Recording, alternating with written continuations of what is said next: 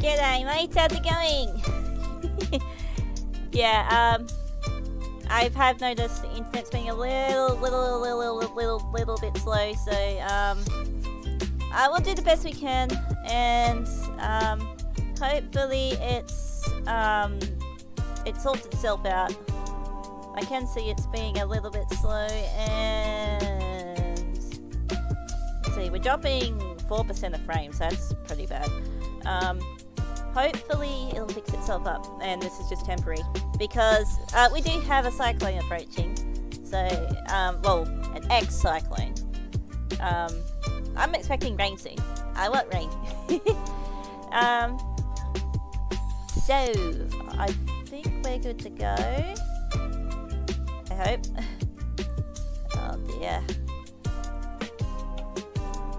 Wait, how far behind is my preview? Wow. Okay. Yeah. Alright, let's go. So, we're back playing the test. Oops, I'm a little bit to the side. Let me fix that. Bum bum bum.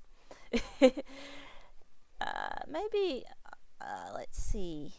I think I should move some things around. Yeah. Yeah. That'll do. Bum bum bum bum. Okay. This music is getting very annoying, so I'm gonna put it up here so you guys can hear it too.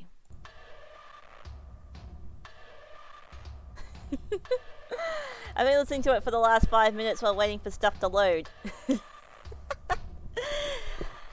Oh boy, okay. So, let's get into it, I guess. It's not... No, don't. Stop. I didn't want to move it. Ugh. I wanted to put it like that. There we go. Yes. Wait, I can't read it. I can't read that very well. Ah! No! Maybe I will put the... But yeah, that music is just... it's getting kind of annoying. Yeah, I'll put... Yeah. Hopefully my non-punching nature won't be exposed. Oh! Oh no, back to the punching of nuns again. Alright, well I wanna move on from this music because it's driving me insane. Let's go. Before experiencing the test's final revelation, it is highly recommended that you played its prequels, The Test and The Test Hypothesis Rising, before venturing into this experience. Well, we've done that. You will stand to gain a lot more from this experience if you play the first two titles, and this examination will also make a bit more sense as it carries on from where the last examination left off. I would like you to urge you to go and play the test, followed by the test Hypothesis Rising now, before venturing forward, and follow the instructions listed throughout the games, as you'll certainly get a bigger benefit overall by taking the test in the order they were meant to be taken in. Would you like to close this game now? No. I've already played them. So, let's go! Oh gee, that music is pretty loud. I'm turning it down on my end. Please make sure you answer each question. And I'm gonna move a little bit, because I can't read the other screen. There we go. That's a bit better. Please make sure you answer each question with the utmost honesty, and that you take your time to answer the questions presented. Even answering one question improperly may drastically change your outcome. You cannot go back to answer questions you misanswered, so please be sure to take your time. This is of utmost importance. Yeah.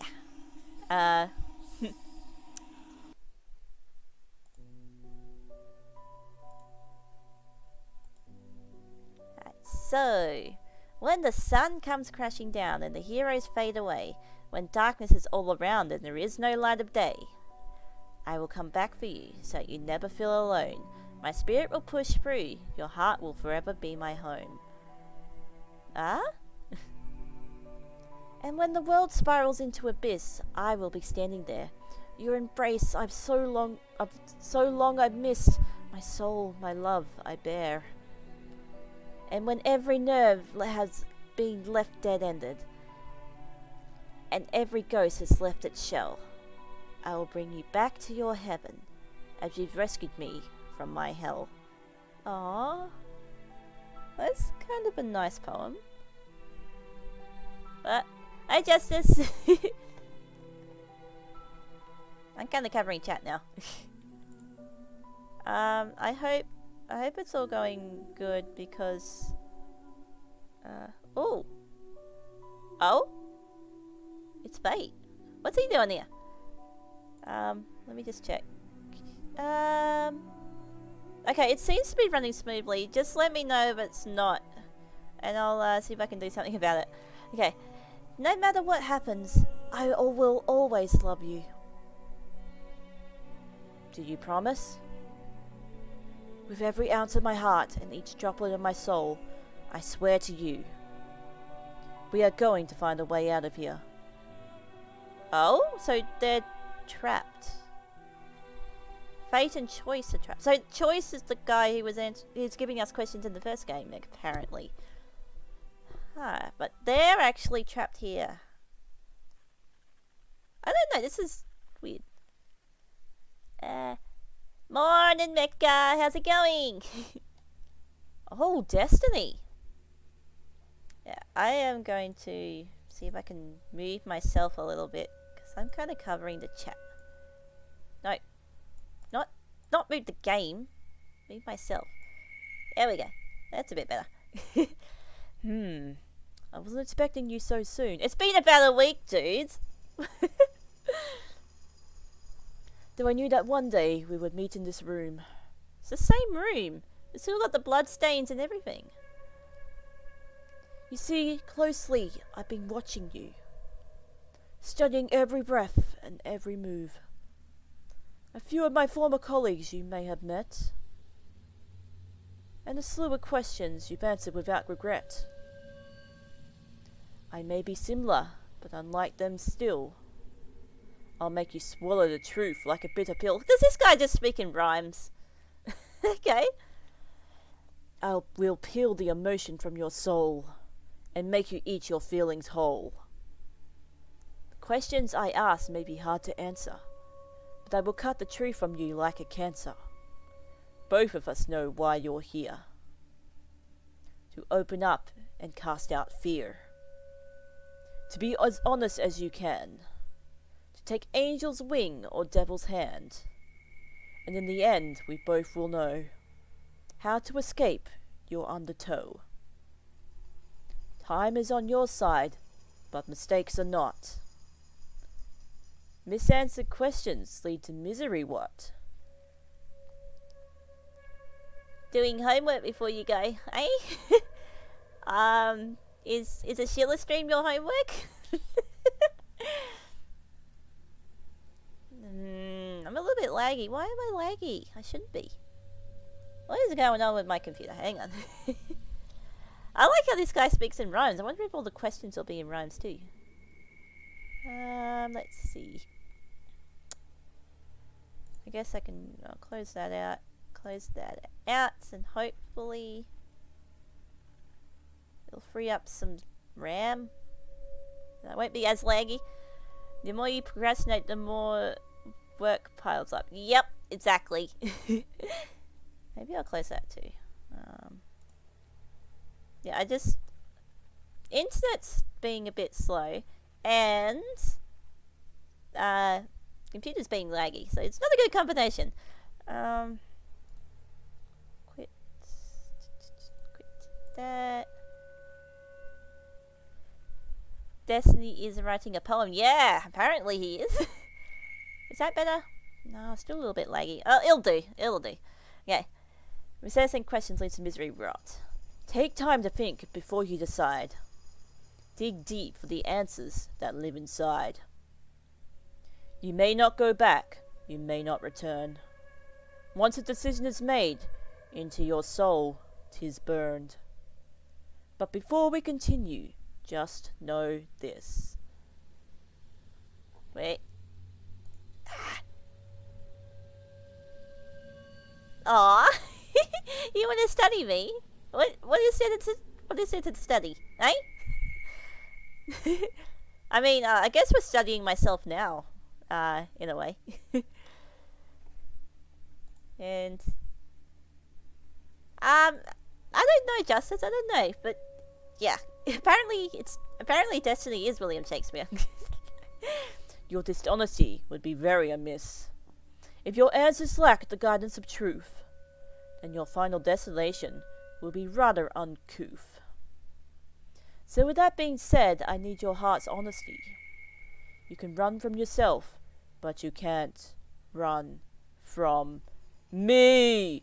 Dude, that didn't rhyme! Oh, wait, it kind of did. Honesty, me, maybe it kind of rhymes. Now, let the examination begin. Wait, I'm still finding it a little bit hard to read. Also find the more the more that work piles up, the more you want to procrastinate. Yes, very true. Do you ever feel like you just aren't good enough? Yep, I do. Do you ever feel like you put more effort into friends or relationships than others put back into you? Oh, yeah, a massive feedback loop. That's right, Mecha. An endless spiral. It just, yeah. Destiny looks like the Grand Reaper. Ooh, maybe he is. Do you ever feel like you put more effort into friends or relationships than others put back into you? Sometimes, yeah. I feel like sometimes I come on too strong. When I want to be friends with someone, I come on too strong. And then I feel a little bit bad that they don't want to, reciprocate the friendship. In the way, like, as strong as I hope they would. Like, most of the time, they're like, oh, okay, cool, let's be friends. But, sometimes I'm like, I really want to be friends with you! And they're just like, oh, okay, calm down. So, I say probably sometimes, yeah. Do you ever feel like your life is going nowhere? Hang on. I gotta pull this up again. You have glasses for a reason. Of course you can't read when your glasses are on your forehead, not your eyes. If I was wearing sunglasses inside, I wouldn't be able to see a thing. These are for outside. When I'm outside, they just go on my face, not on my head. But no, my other monitor's a little bit far away, and it's a little bit hard to read. I've got the chat up there, but because the game takes up my whole screen right in front of me. So it's just a little bit hard to read from here. Do you ever feel like your life is going nowhere? Not at the moment. I feel like I'm making progress. I got things I'm looking forward to. I got things I want to do.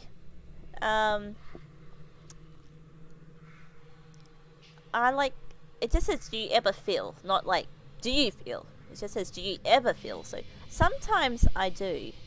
I guess. Like sometimes I'll just be in a stagnant spot, and it's like I feel like nothing's happening, and like I want to get moving, but I don't know what to do to get moving, and it's just kind of like, oh, here's an everyday life. Wake up, go to work, come home, eat, sleep, stream, blah blah blah blah. Just nothing changes sometimes, but yeah, there's stuff right now. I'm not feeling like that, but sometimes yes. Do you ever feel like you're trapped in limbo? Oh, I just talked about that kinda. I was the unlucky one who fell into this trap. Don't make the same mistakes I did, kid. Yeah. Dingo makes that mistake sometimes too. And yes, it's a battle against yourself, basically, this game. Yes, very correct. You ever feel like you're trapped in limbo? Sometimes, yeah.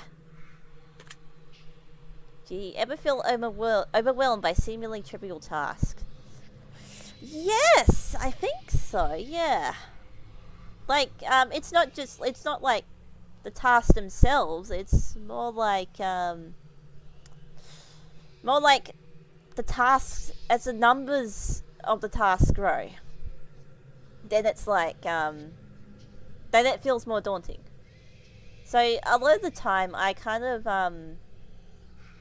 lump everything I need to do into all together, and I look at it as one big thing to do, when I know I shouldn't be doing that. I know I should be breaking it down. And just like working on it bits at a time. But often I just look at all the things I need to do and I'm like, holy crap, I cannot do all this. So, yeah, sometimes I say, yeah. Are you sometimes afraid of what your future may hold? Yeah, sometimes. Sometimes. Like, sometimes I'm like, oh, this is really good. I'm enjoying streaming. Lots of nice people are coming into chat. We're having a lot of fun. Someday I might get even bigger. We'll have a lot more nice people in stream, and we'll have fun together. It'll be a lot of fun. But then I'm like, wait, what if I do something bad? What if I get pulled into something that I didn't want to get pulled into? And what if someone I'm friends with just doesn't want to be friends with me anymore? Just what if? Just a lot of what ifs. Like, so I say, yeah, yes. Believe that your friends always treat you the way you deserve to be treated. Yeah, I do. I like my friends.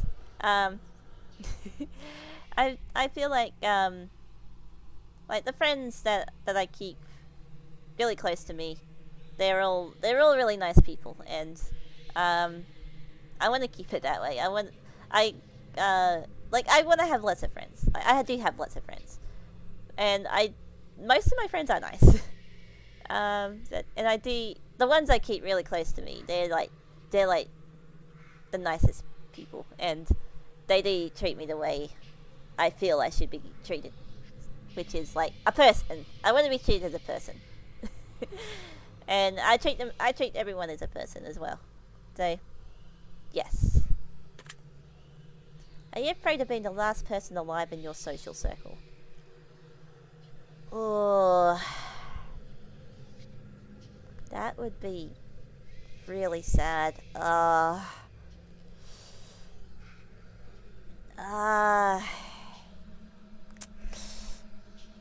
Yeah, I'm gonna have to say yes to that one. I don't want to be the last one. I don't want to, you can go off and do your own thing, and you can come back later, like normally.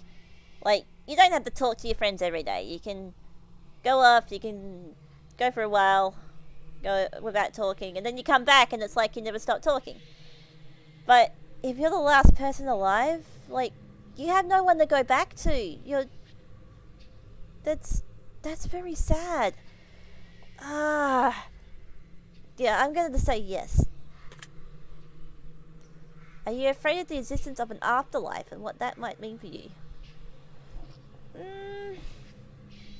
Not really. I think an afterlife would be, if they're talking afterlife as in heaven or hell, I feel like, I'm probably leaning towards the heaven side. Maybe I've done some things that put me on towards the hell path, but hopefully they're not that bad. But I feel like I am leaning towards heaven side, if we're talking about heaven and hell afterlife. If we're talking just like a world where all the spirits go, like, I don't know, how they, what's the judgment system? Do they have a judgment system? Do we all just go to one place and just float around forever in eternity? I don't know. Well, in terms of this question, I'd say no, I'm not afraid of an afterlife. Like, I feel like so far I've done pretty well in my life. I've been really nice to people, like, because I want to be nice. I do things I want to do. I want to make people happy, so I go and make people happy. I compliment people a lot. I do things for people because I want to do things. I don't want to feel like a burden. Like, and I try not to upset people. Always try and keep on people's good sides because, yeah. So I'd say no. I'm not afraid of it. I feel like I'd be judged pretty fairly, if there was like some sort of judgment system on the other side. So, no, I'm not afraid. Do you feel as though you're wanted in life? Ooh.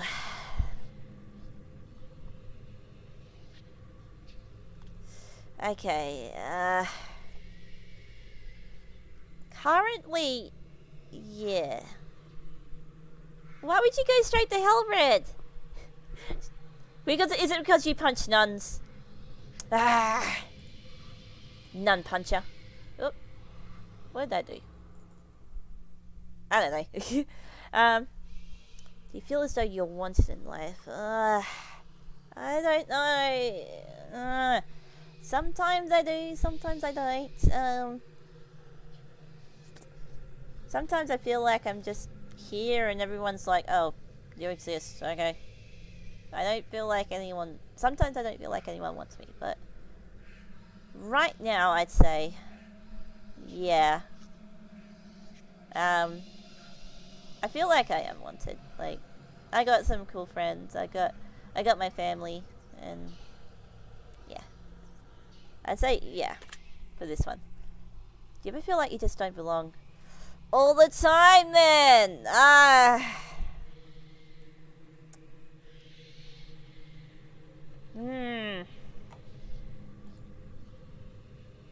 It's hard to imagine how there's it's hard to imagine how there's eternal nothingness when you die. Yeah, that one, that also makes me feel a bit scared to death. Like, you just stop. What do you do? Can you even think anymore? Is it just black, silence, black? Not even black. It's just nothing. What is it? It's. Do we keep our soul? Does our soul die? Like, that also scares me a little. But the question was more about, like, it sounded like it was asking, like, do you think you've done good in life, and will you be welcome to the afterlife, like that kind of thing.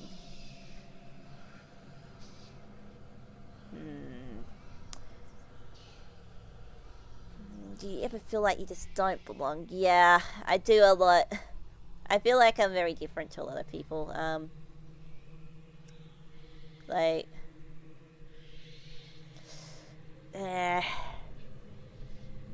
like, I feel like I think differently. Like, I've probably talked a little bit about it before. Like, I think differently. My thought processes are different to other people, but yeah, sometimes I do feel like I don't belong. Do you ever feel like a burden? I was just talking about this. Yes. Yes. Have you ever felt left out? Oh, yeah. All the time. Kind to none, many other people, got into fights in general, hit my dad with a screwdriver, stabbed the dude just because he annoyed me, cussed every god in existence. Oh dear.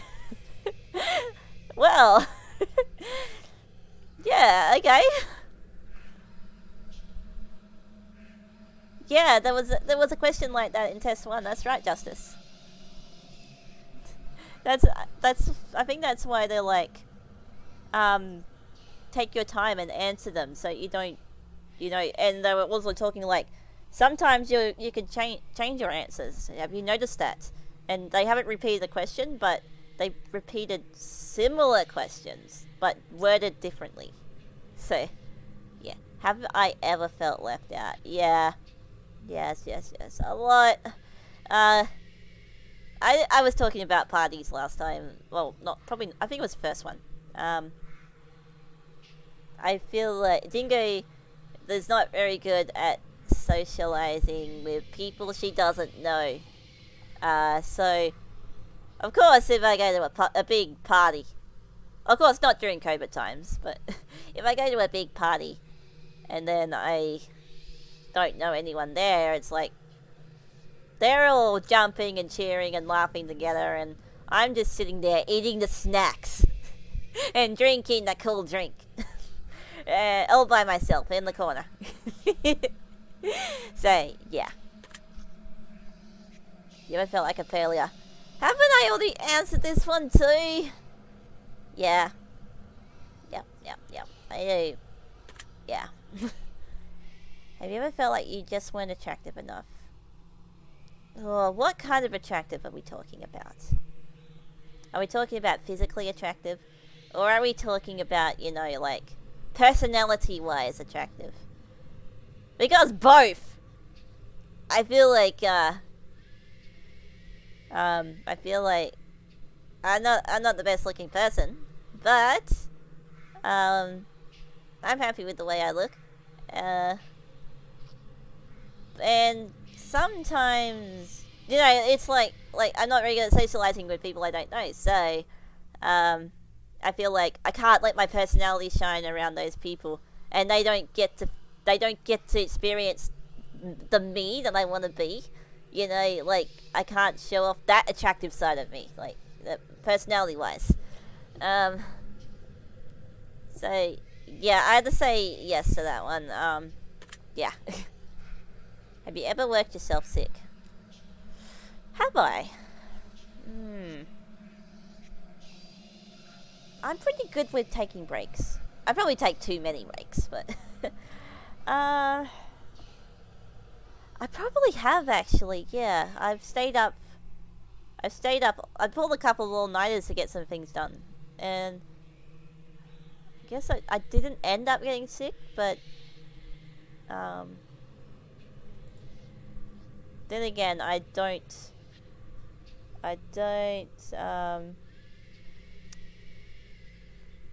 was I gonna say? I don't get sick that often, so it's a bit hard for me to say I've worked myself sick.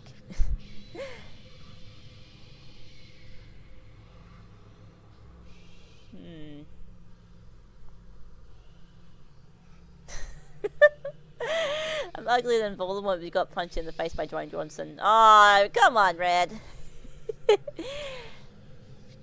Why is my preview so far behind? Come on. And, oh, thank you, Justice. Thank you. So, I'm gonna say no, I haven't worked myself sick. You ever have racing thoughts at night that make it difficult for you to get sleep? Yes, 100%, like, well, not 100%, but, like, maybe 80% of the time, yes. Unless I'm, like, really tired, then it takes a while for me to fall asleep. Because I'm always thinking about stuff. And I've already talked about this one as well. Like, that's why I try and distract myself by going to another world in my head. Like, I'll make up a story, I'll be a Pokemon trainer, and I'll catch an Eevee, and I'll go around and I'll fight people with the Eevee, like, in my head. And, like, stuff like that. Just to try and get the thoughts out of my head so that it kind of drifts into a dream. Yes. So, yeah. Are you afraid to ask for help? Depends.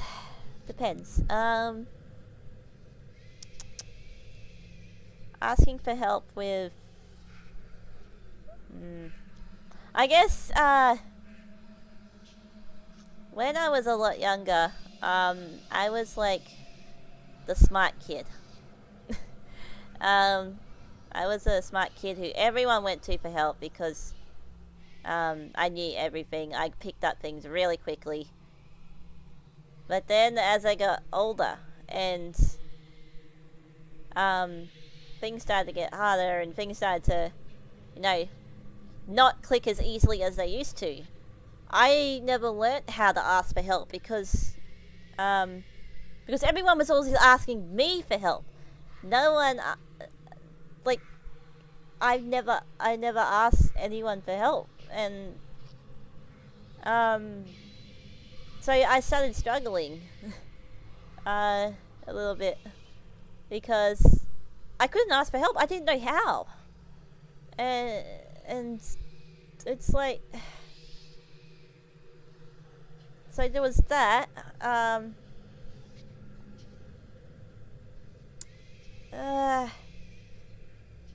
And that end, I had an image to uphold. Yeah, like that I could do everything by myself, because everyone always saw me that way. Like, I was the smart kid and I could do anything, but then I couldn't.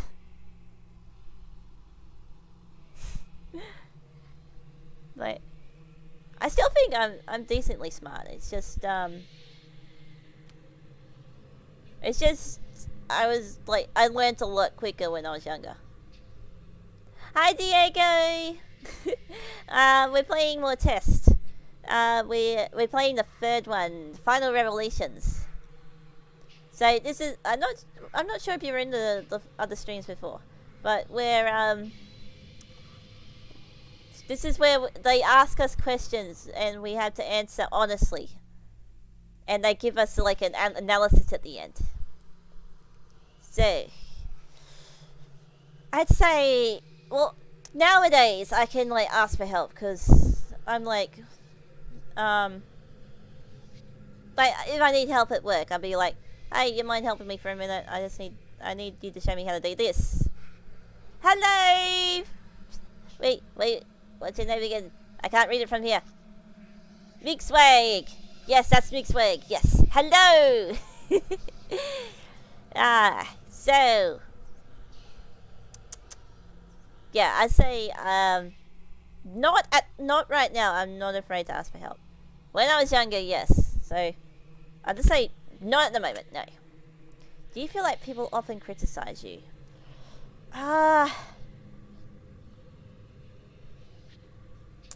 Do they? I feel like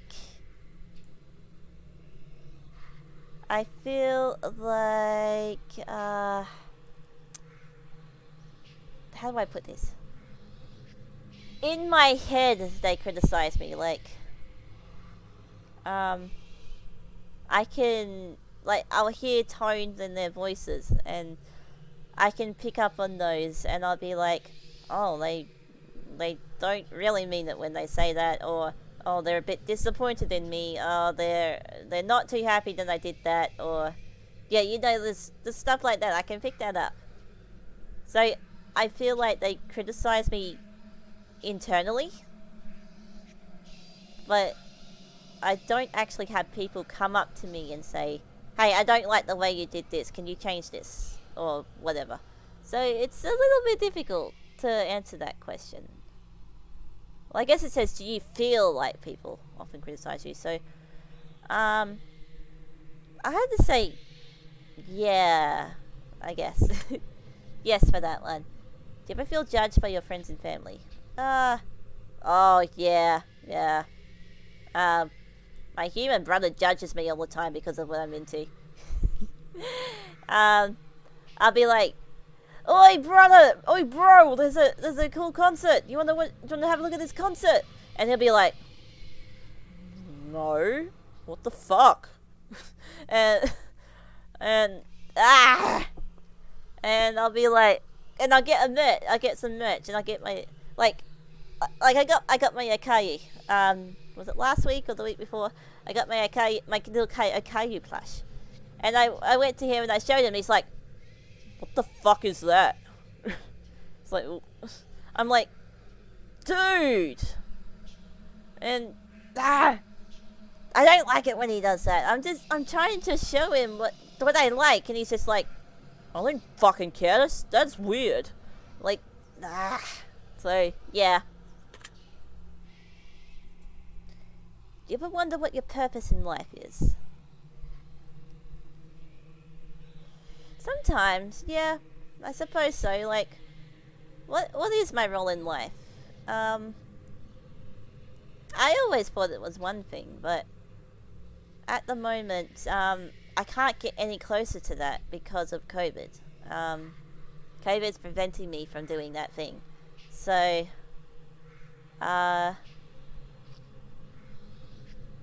So I'm wondering if that is my true purpose. Like, is there something else out there for me? So I'm going to say yeah for that one. If you could turn back time for any reason, would you? Yeah, I probably would. I think about it a lot, like what I would do, what I would change if I was able to go back in time. I do think about it a lot. I think I've talked about that a little bit before. So I'm going to say yes for that one. Would you say that you have many regrets in life? Do I? Do I have regrets? Let's see. Did the life have a purpose? I think we're here just to make memories. Yeah, that's a good way of looking at it, actually.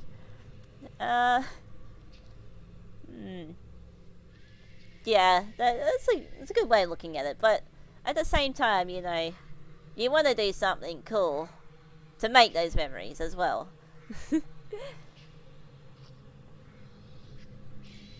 What else have we got?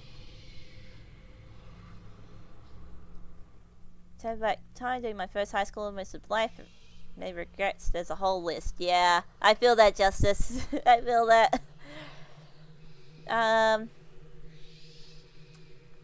Many regrets. What do I regret the most? I guess I regret that I couldn't properly say goodbye to my grandparents. Well, my human grandparents. I've lost 2 of them so far, and I wasn't able to properly say goodbye, even though, you know, they were on their way out. I do wish I could have, you know, properly said goodbye. That's probably my biggest regret at the moment.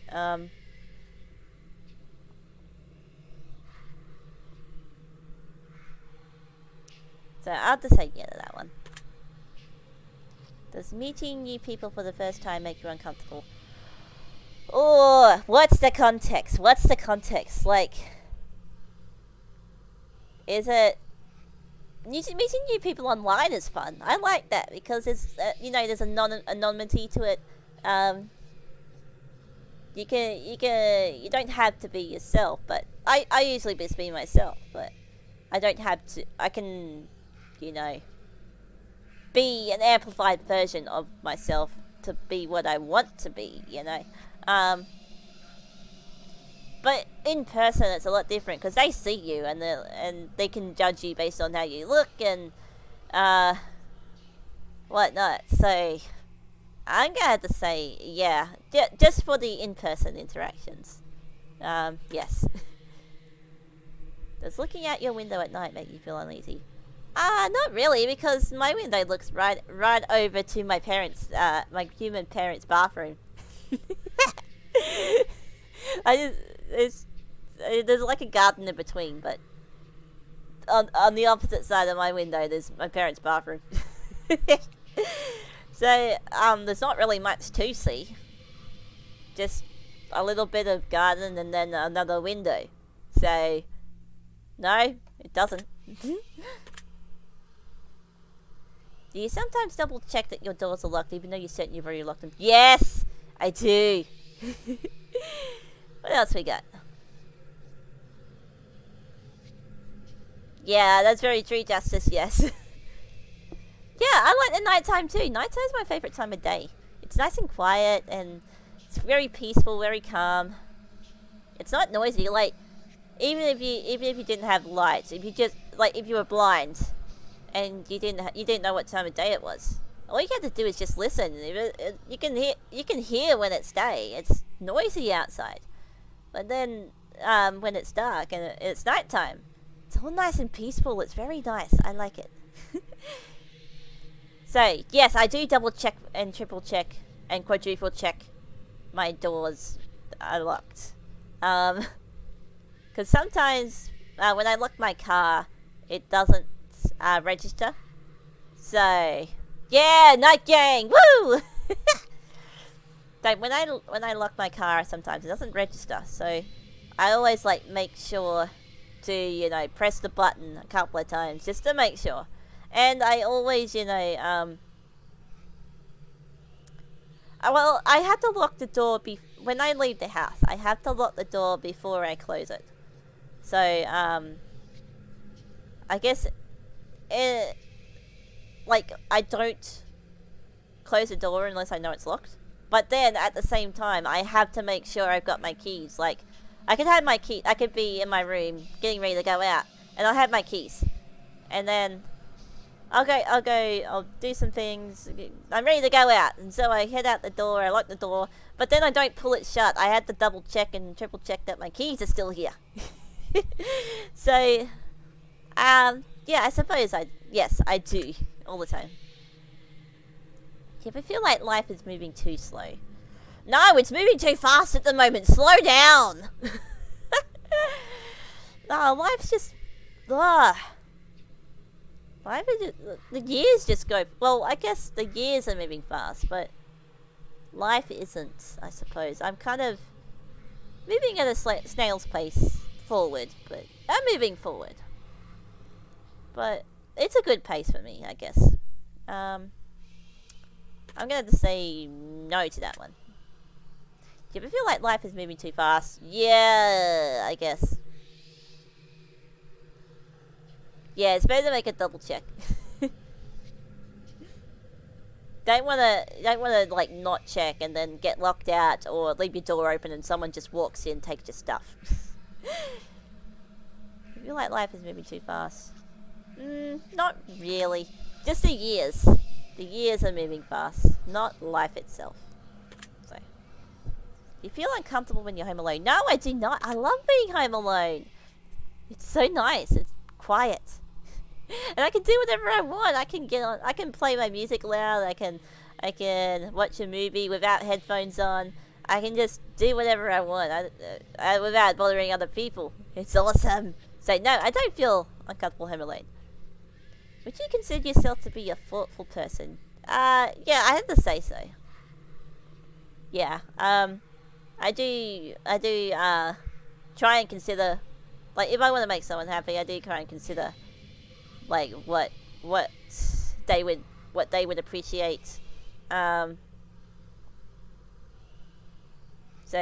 and, like, I do end up in thought a lot, so I just say yeah to that one. Yeah. You consider yourself to be superficial. Superficial in what sense? As in, wait, let me just look up the definition. I'm not quite, like, I know what it means. I just want to get a concrete thing in front of me so I can make a decision. Superficial. Existing or occurring on the on the surface, appearing to be true or real until only examined more closely. No, in that context, no. I wear my heart on my sleeve, I guess. I do what I want. I say what I want. I don't, do stuff just for, I don't know. I don't know where I'm going with that. I do stuff because I want to. I don't do it for any, so people will raise their opinions on me. I just do it because I want to. So, I want to make people happy, so I do it. So I have to say no. Do you ever judge others by the way they look or dress? No, I don't. I judge them by their personality, or at least I try to.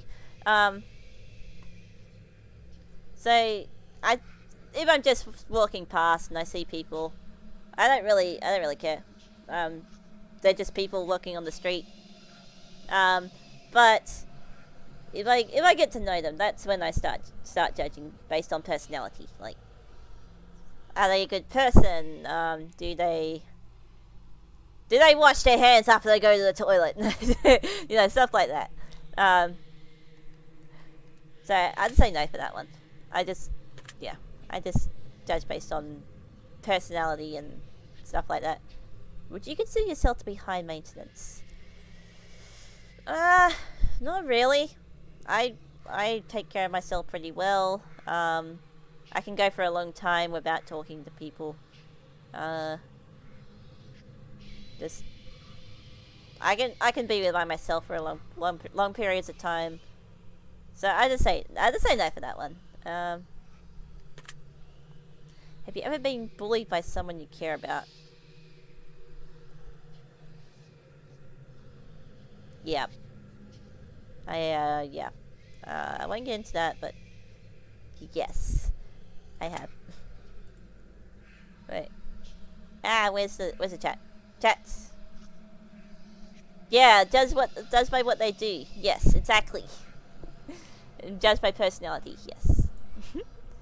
Have you ever been the bully to someone you care about? I hope not.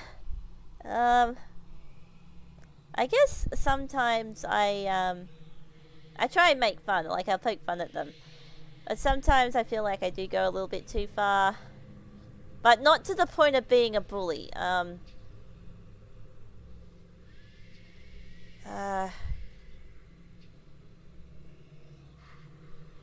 It's kind of like more one and done things. Like I might say something just a little over the line, and I'm like, oh sorry, I didn't mean it like that. But I don't think it would be classified as bullying. I'm just saying no. No for that one. Do you try and keep a low profile to avoid attention from others when in a crowded area? Yes! Yes, I do. Yeah, I gotta stay hidden. Hide in plain sight. Yes. Do you actively try to avoid busy places? Yeah, I do. I don't really like crowds too much.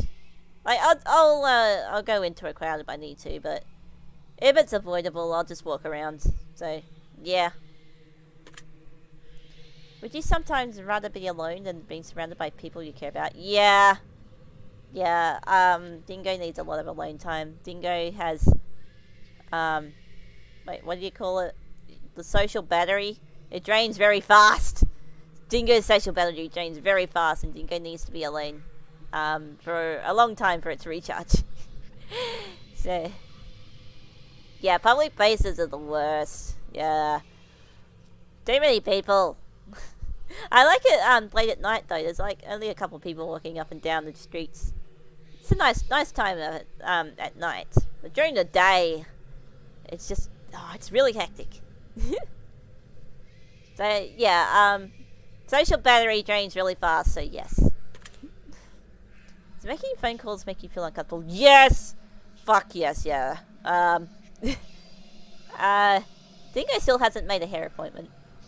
Because, Dingo does not want to pick up the phone and dial the hairdressers. I need a haircut, but like, how long's my hair now? It is pretty long. Very long. I haven't cut it in years, and it really needs a cut. But I'm just too scared to pick up the phone. So, yeah. I'd say yes. Are you sometimes afraid to confront people even when they do something that bothers you? Yeah. Sometimes, yeah. A lot of the time I just let it slide. Because I know a lot of the time the things that bother me are, you know, they're not doing it on purpose, and I don't want to, you know, make him self-conscious.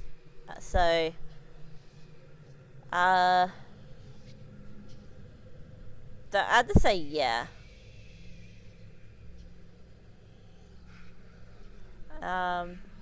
Yeah, so I don't like confronting people about me, about myself, basically. Like, if someone's doing something on purpose, then I just kind of walk away. I don't really confront them about it. So I just say yeah. Do you feel uncomfortable when committing to definite plans for the future?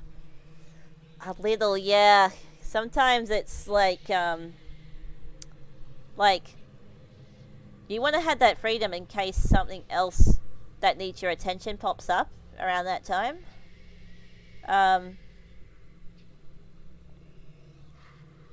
So sometimes, like if it's like just a day or two, it's like yeah, sure. But if it's like a trip, like sometimes I'm like, oh, but what if this happens and I can't go, or what if what if that happens and we get stuck somewhere, or what if this happens and I don't know, but it's just like yeah, it's just kind of like what am I saying? Yeah, I'm just gonna say yes. Yeah, I feel like no matter how hard you try, you just can't seem to stay motivated. Not currently. Dingo's pretty motivated at the moment. VGB's actually been really fun. I've been really motivated to do this. So, let's stay motivated. In general, I guess it depends on the thing. Like, I get distracted easily. Like, you can probably tell. I'll be, like, talking about something while I'm playing a game. And then I'll something happens in game, and then I just lose my whole train of thought, and I'm like, oh, okay, let's move on. So,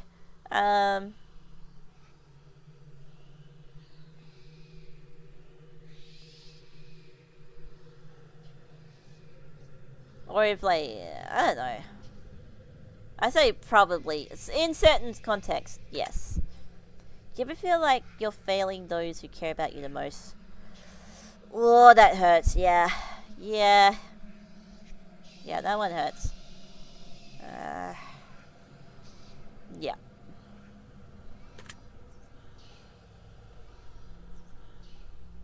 Does driving a vehicle give you anxiety? Yes! I mean, not as much now, but, Dingo had a couple of near misses. And, like, there was a period of time, like, maybe 2 years ago, where I just couldn't drive at all. I'd get really scared, and I just couldn't drive. I had to ask for lifts everywhere. So, yeah, I had to say yes to that one. And what's Chad up to? Because I still cannot really see it. Yeah. Motivate to being alive again? Well, that's good. You motivate to stay alive. Yes, that's always good. So I'm going to say yes for that one. Are you afraid of exploring new places by yourself? Or, in-game? No. In real life? Yeah. Like, if I am... Well, I guess it depends on the place. Like, if it's like a business, like, I don't know. How can I put it? If it's like a shopping mall, like a shopping center, I'll go wild. I'll go visit every shop. I don't care. I wanna see what shops you got here. But if it's like this one big building and there's like a lot of places where really it's only employees that are allowed, and sometimes it's not clearly marked, I'm like, I'd be a bit afraid that I've gone somewhere I wasn't meant to go because there's not a lot of people in this section. Like, did I miss a sign that says no entry? Like, stuff like that. So, in that sense, yeah. Like, if it's like a place where I don't belong, then yeah. Have you ever carried an object around with you that made you feel more comfortable? Oh, have I? Oh, that reminds me. I need to put my phone on charge. My phone died today. And I'm expecting a text later. Yeah. I was just thinking, does a phone count? Does a phone count as an object that makes you feel more comfortable? Because I'm sure a lot of people can relate, but you get a bit antsy if you don't have your phone. You're like, you don't have something to look at. No, not an object, Justice. Just something something sentimental to you. I think that's what it's asking. Like, do you carry around this keychain? Does this keychain make you feel comfortable? Does this teddy bear make you feel comfortable? Would you take this teddy bear with you? About maybe a piece of jewelry, like maybe a necklace, or a I don't know, just something sentimental to you.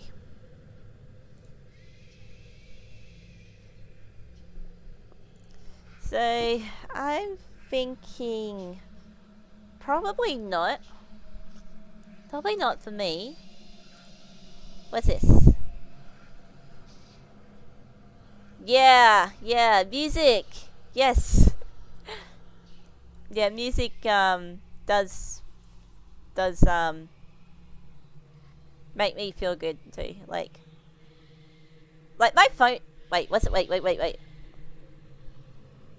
It's raining! Oh my god! Yeah, it hasn't rained for ages. The rain's finally starting. Okay, what was I saying? Oh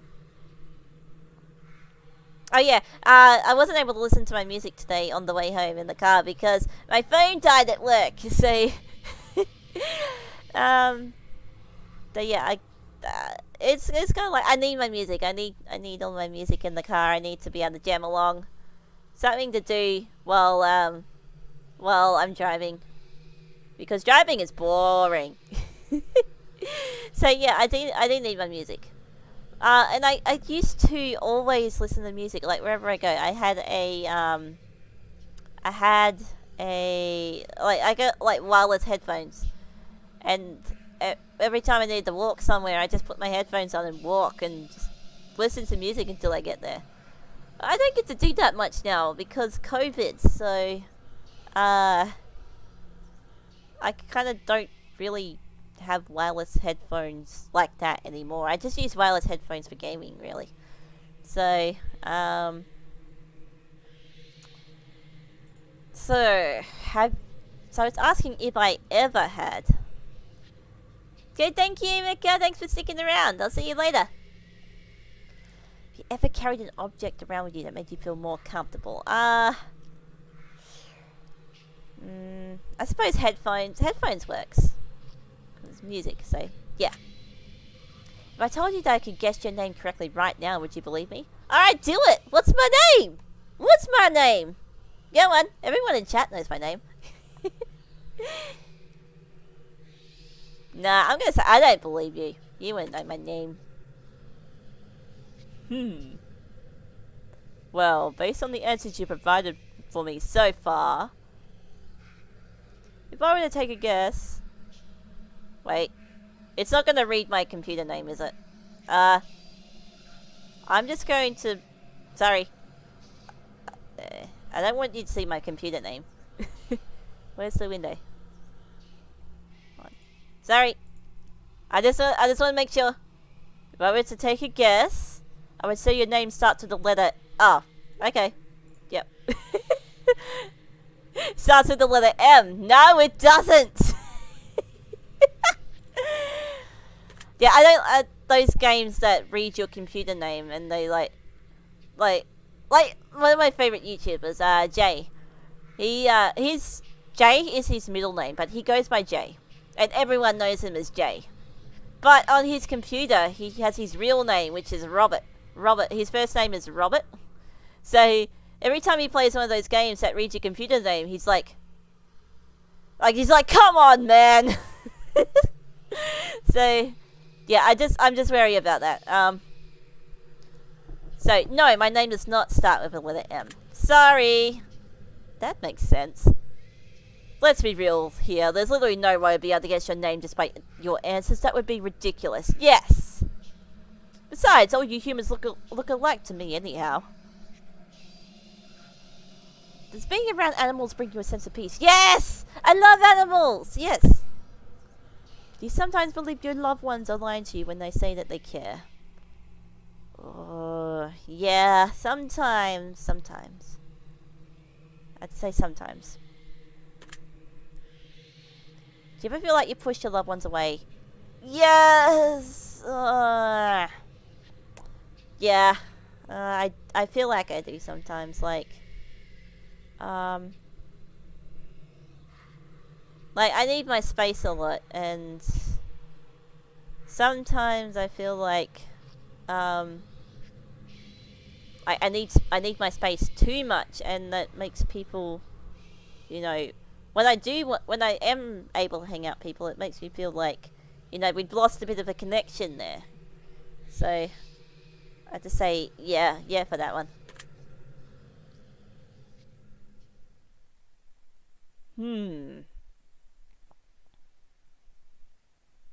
I'm gonna have to stop you here. Okay, what's up? The truth that pours forth is incredibly clear. I hope that you're being honest for your own health. Yeah, I'm being honest, 100% honest. You can try to lie, but you'll be cheating yourself. I'd like to move on to the next phase of the test. A series of pictures to give your brain a rest. Oh, okay, this'll be good. Like Rorschach tests. This'll be fun. You're going to tell me what emotional response they bring out. Okay, I'm down for that. As long as it's, nothing NSFW, I'm fine with that. Sure, let's go. Which will show me what your mind is pondering about. Okay. To feast your eyes upon the art. And let me into that precious heart. For starters, what emotion do you feel is represented in this picture? Oh, it's going to be like these kind of pictures. Okay. Well, I'm not looking at the answers. I'm feeling like a sense of mystery, a sense of peace. If I look at it for long enough, it actually looks like it's starting to spin a little. Let's see. I feel like peace. It's like kind of organized. It's kind of pretty. Kind of organized, but not organized. So I guess there's a little bit of chaos in there. What we got? Anger, depression, joy, chaos, relaxation, or numbness. Oh, okay. So we got.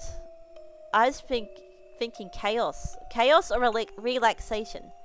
This is a calming. It's a calming picture to me. It looks nice. But I might have to go chaos though, just because it looks like it's in order, but it's not quite. Like you can see, the little square bits go kind of all over the place a little, and the triangles. I guess that's just I guess that's just because it's like a spiral. I think it just doesn't look completely organized to me, so I'm going to say chaos. What word do you feel describes this picture best? Trapped, manic, broken, soulful, chaotic, or beautiful? Well, not trapped. I don't feel trapped. Not really manic.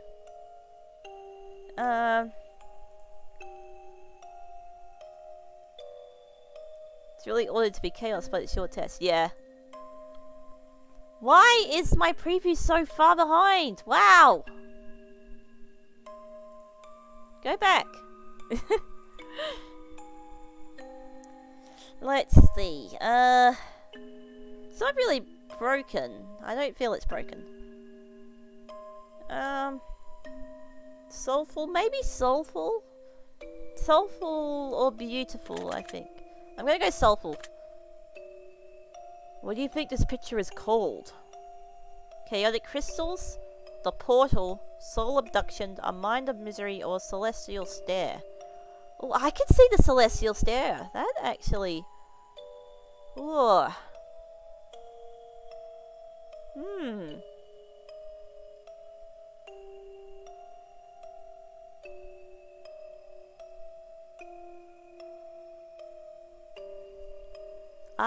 I might call it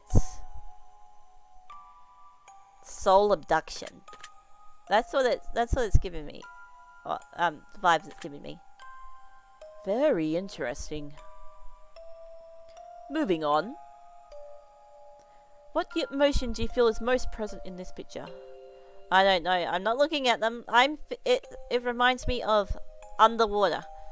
So it feels like a loneliness, a dark place, kind of suffocating, but at the same time illuminating. Let's see what we got. Anger, depression. Oh, same ones. Okay. Maybe depression. I'm gonna go depression for this one. What word do you feel describes this picture the best? Stuck, abyss, toxic, demented, life, or exotic? I'm gonna say abyss. It seems like an abyssy kind of thingy. Abyss for that one. And what do you think the picture is called? Corruption, wave, the birthing, blazing soul, destroyer of sense, or darkness within? Darkness within. That one speaks to me. Darkness within speaks to me for that one. I see. Next, we have this one. What emotion do you feel is present in this picture? Oh, okay. Well, it looks like two eyes. Well, it kind of looks like two eyes watching you. What's that below it? It looks like music stands. But I don't think they are. It's like lots of circles. It's very orderly, I suppose.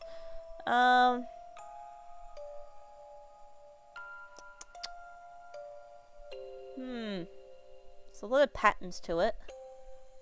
It's kind of almost symmetrical. It's kind of like, it's a bit hard to tell because Destiny's sitting there, but I feel like if we had the whole picture, it would be almost symmetrical, but just kind of leaning just a little bit.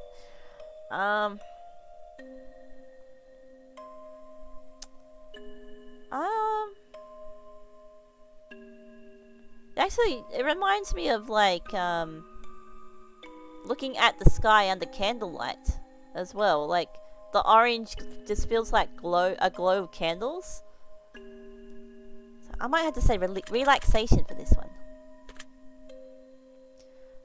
What word do you feel describes this picture best? Glorious, twin, mirrored, space, planets, or galactic?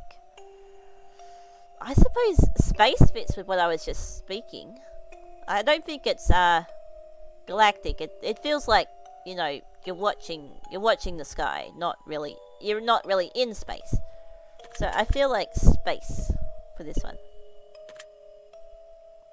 What do you think this picture is called? The Vault, Datacron, ICU, Reflection of the Universe, or Scattered Worlds? Or Shattered Worlds, I should say. Ooh.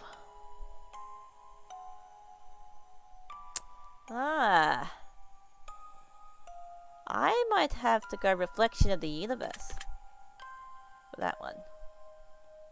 Like, I did originally...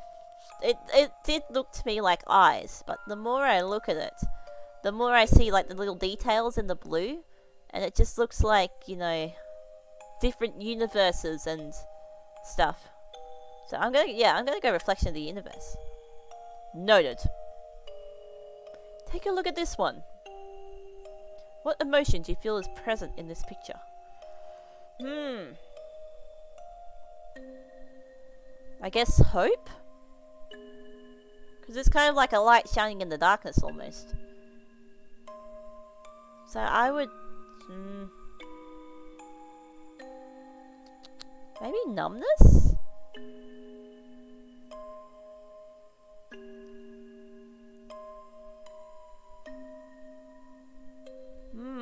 This is a difficult one. These ones aren't really jumping out to me, these options. I might just go numbness for this one. Or maybe relaxation or numbness. Maybe numbness, because it's not entirely calming. It's kind of like Like, there's still darkness in it, and it's just... It feels like something's lurking around the light. So I'll go numbness. What word do you feel describes this picture best? Gateway, staircase, heavenly, unknown, vast, or open?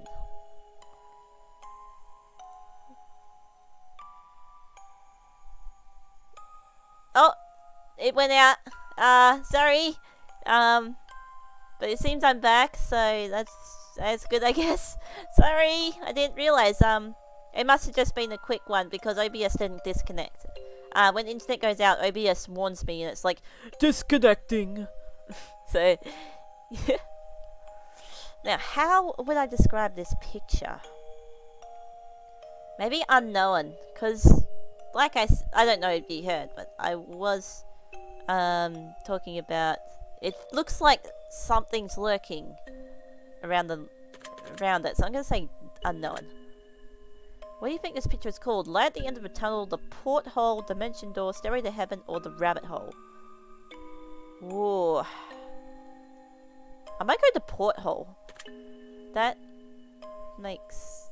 Or maybe dimension door. Actually, yeah, dimension door, yeah. We'll go dimension door. That's peculiar. How about this one? Whoa, okay. What emotion do you feel is most present in this picture? Well, not really anger. It doesn't really give me an angry vibe. It gives me more of a chaotic, I guess. Maybe well, it's pretty orderly. It looks like you're traveling through a wormhole, maybe. And the purple's a nice color. The purple's nice and calming. So it's not like angry purple. It's maybe this one will also be numbness. I'm saying numbness for this one as well. What word do you feel describes this picture best? Eye, ring, abyssal, darkness, lightning, or blazing? I'm gonna go abyssal. What do you think this picture is called? The nest of darkness, the abyssal gaze, shrouded misery, energy crown, or darkness forming? Oh, darkness forming, yeah. That one, that's a good one. I like that one. I will make note of that. And this here... What emotion do you feel is most present in this picture?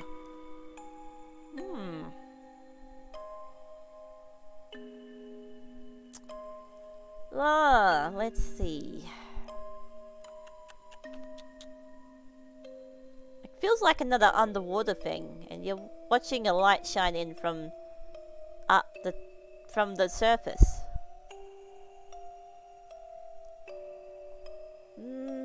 Maybe. I need water. Yeah. Water. Water bowl's in my bag.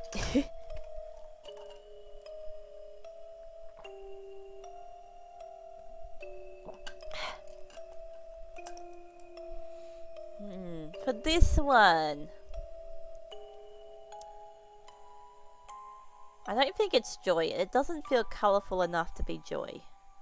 For me, anyway.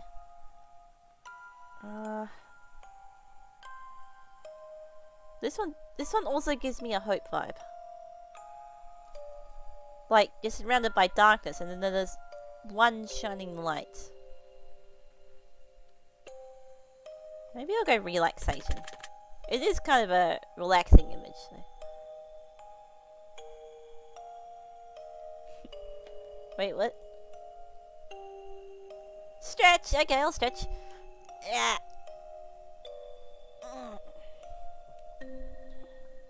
Yeah. Alright. Stretch on. I'll go relaxation. What word would you feel describes this picture best? Veiled, vast, cyclops, jungle, prismatic, or shrouded? Maybe veil. Veil. I'm going veil. What do you think this picture is called? Mind's Eye, Forest of Death, the Masking, Eye of Chaos, or a Shining Light? Ooh. Mind's Eye actually makes a good one, but... Oh. Yeah, I'm gonna go Mind's Eye. I see. Now, this one. Whoa, okay. What emotion do you feel is most present in this picture? It feels like, ooh. It's not quite chaos. It feels like you're in...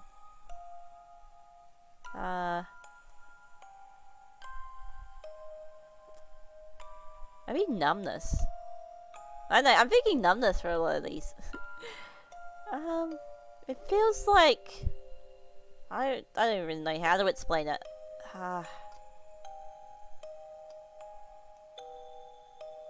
Feels like two beings meeting in space, I guess, or in a dimension.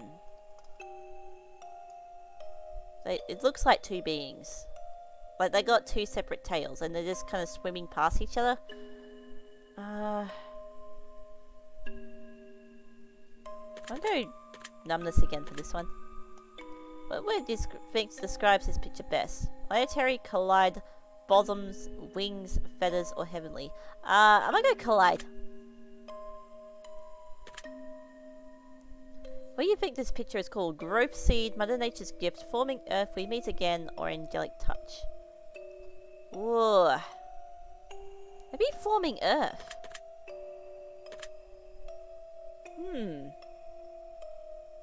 How about this? Oh, this one feels like the most angry picture. But it's not, it doesn't feel angry. It doesn't feel entirely angry yet. But I'm gonna go angry because that's the one that I feel it is most present. Angry. What word do you think describes this picture best? Fury, torment, volcano, brimstone, shattered, or fault?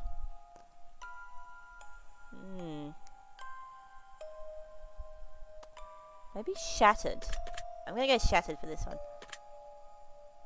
What do you feel this picture is called? Arcing blaze, the world breaks, Inferno Gate, the shattering, or rage incarnate?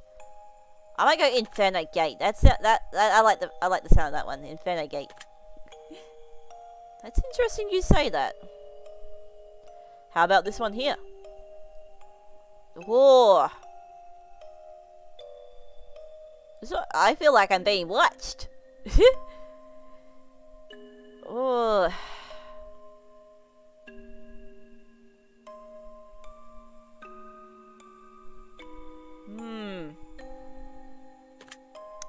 I might have to go...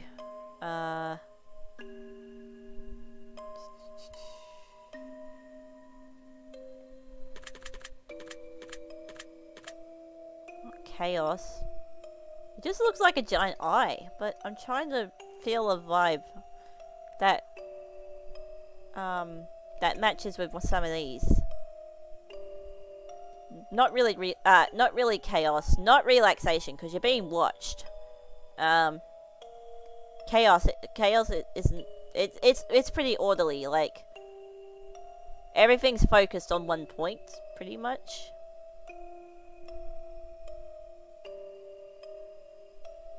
And like towards the middle, it's focused on looking at the viewer, but then as it moves out, it looks like they kind of turn to the side. So it's still kind of orderly. It's not joy. This does not bring a joyful reaction. It's not really anger. It's more like... maybe depression. I might put depression. What word do you feel describes this picture best? Cyborg, veil, information, analyzing, monitoring, or futuristic? Monitoring! What do you feel this picture is called? The Data Spear, Thought-Provoked, Incubator of Genes, the Matrix Watcher, or Life Projector? I'm going Matrix Watcher. We'll make note of that. Now, this one. Whoa!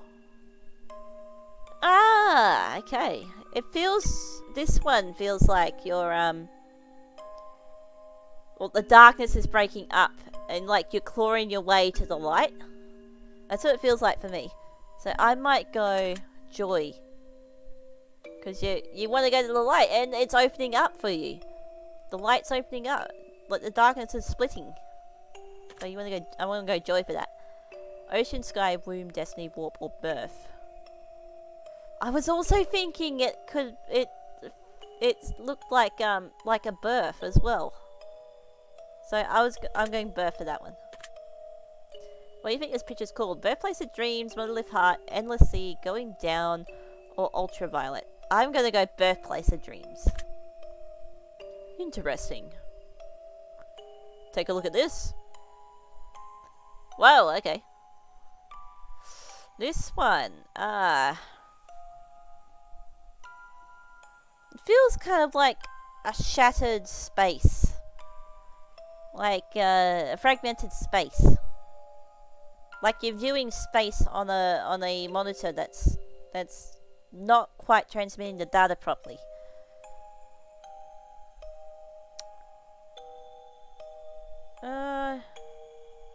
I guess I'll go chaos. I don't really see much order in there. It's just like you can see a little bit where it's curved and it's all black. Yeah, so I'm going to go chaos. Data, broken eye, disfigured anarchy, or puzzle.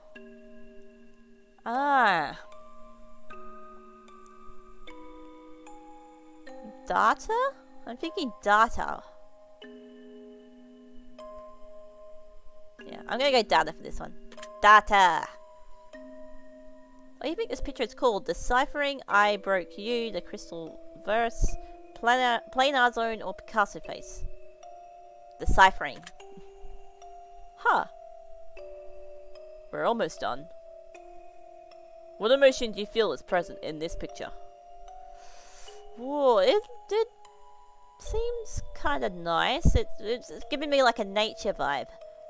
It feels like a forest floor with like glowflies.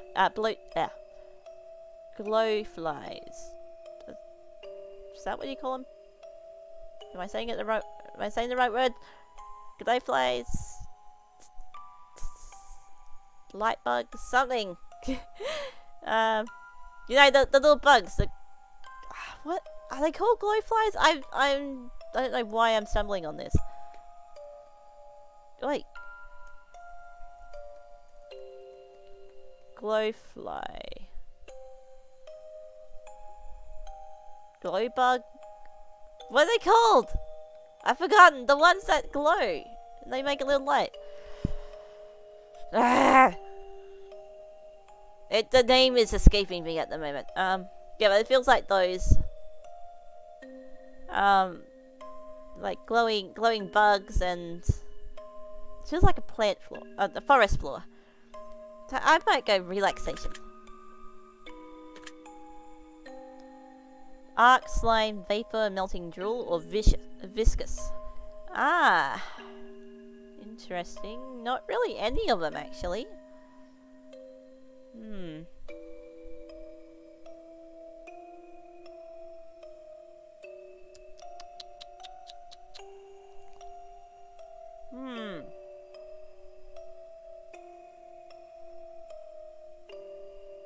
Yeah, I don't like these choices. They don't, none of them stick out to me.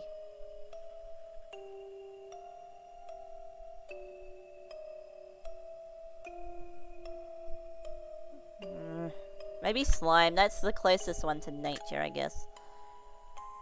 What do you think this picture's called? The Jowls of Death, Planet Cradle, Planet Forming, Dark Lights, or the Sludge? The Sludge! Even though it looked like forest floor to me, but whatever. Let's see here. What emotion do you feel is most present in this picture? Oh, it feels like something holy, almost. Like something sacred. Because you can see kind of like it's something's... Oh. I can see two different things in this picture. So one, I see like a temple, and on top of the temple there's something glowing in the sky. Or two, it's a person or a creature, And you can see a face in that light. Like, can you... hang on. Let me see if I can I turn my mouse on? So I can... capture cursor. There we go. So, we got the eyes here. And there's a mouth. And the body's here, like his arms go down there. He's wearing some kind of robes. It's like an alien. He's got little spikes. Like, yeah. Little spikes. He looks like a little alien. So I'm seeing two things. So I'm seeing the temple, that's the temple, that's the spider temple, and then there's like something on the top of the temple that's glowing in the sky. Or it's like this little alien dude. And he's got like the face and the eyes and the little ear spikes and the head spike. So I'm not sure. I'm not sure which one to take it as.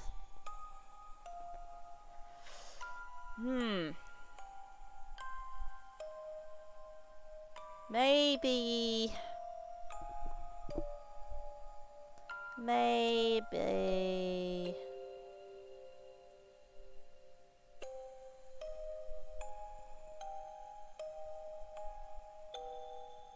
not really chaos.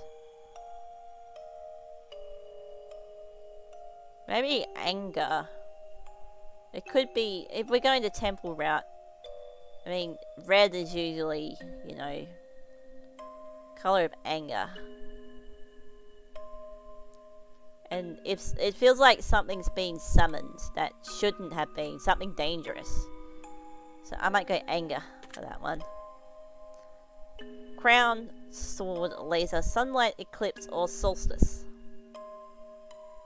Maybe eclipse. I'm gonna go eclipse for this one. And what do you think this picture is called? Sonic Boom, Red Angel, Solar Blade, Broken Steel, or Disintegration Chamber? I want to go Red Angel. Red Angel. Alright then. Just a few more. How many more have we got? Ooh, this is a nice one. What emotion do you feel is present in this picture? It feels like it looks like a water droplet to me, and you're looking at the reflection in the water droplet.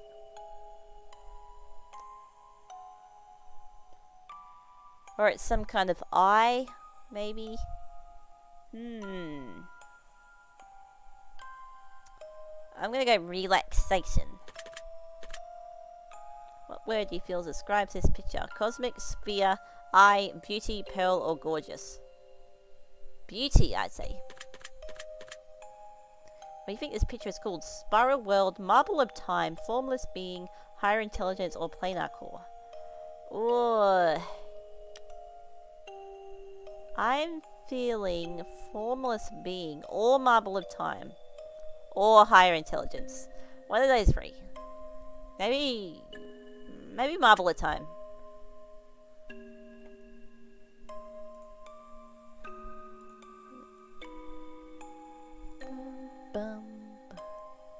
Yeah, it's pretty interesting, isn't it? Yeah, Marble of Time I'm going for. That's surprising. Almost finished. What emotion do you feel is present in this picture? It looks like grass. There's grass and there's a clover there. There's some kind of maybe it's night. There's some kind of glowing light on reflecting off the grass.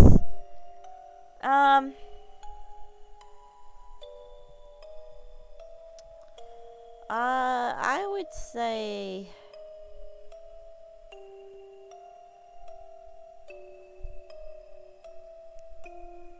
right. That rain did not last long. I haven't heard it in a while. Okay, no problem. It seems like cosmic. Yeah. Oops. Okay.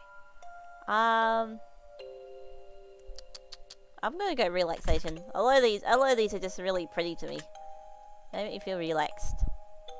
Okay, gaseous, chaos, warped, wave, nebula, or jungle? I might go jungle. Vaporous forms, light breaking, solar space, leaves up close or vent part. Leaves up close. Very good. Last one. Oh. Ooh, that's a nice one. Okay, so it looks like a sphere of light to me. Or it could be maybe an Earth? A planet? Sphere of electricity. I'm gonna say chaos.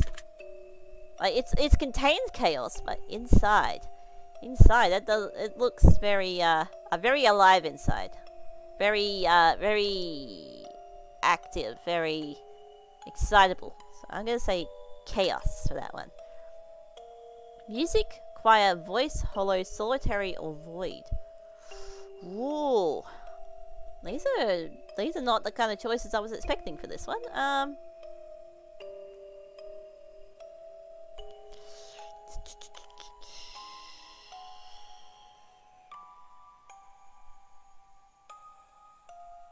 I might choose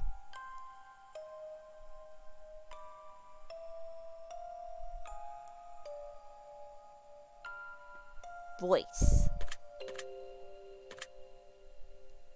What do you think this picture is called? The sound of silence, empty world, warp tunnel, notes of harmony, or the static field? Static field speaks to me. But notes of harmony does sound nice. Yeah, I'm gonna go static field. I think that about wraps it up. Your answers have been documented well. Deep into your subconscious, they dwell. But I am not finished with you just yet. There are still some truths that have yet to be met. He's rhyming again. As a matter of fact, this is only the start. We'll have a great deal of fun before we part. So let me challenge you on another level still. I will pick your brain until I get my fill. This next set of questions will test your conscience more. And again, your honesty I do implore. Let us begin. 1 year, you're running a little low on funds. You purchase presents around the holidays, so you decide to spend $1 and get everyone in your family a lottery ticket. You give each of them their own lottery ticket and wish them the best of luck.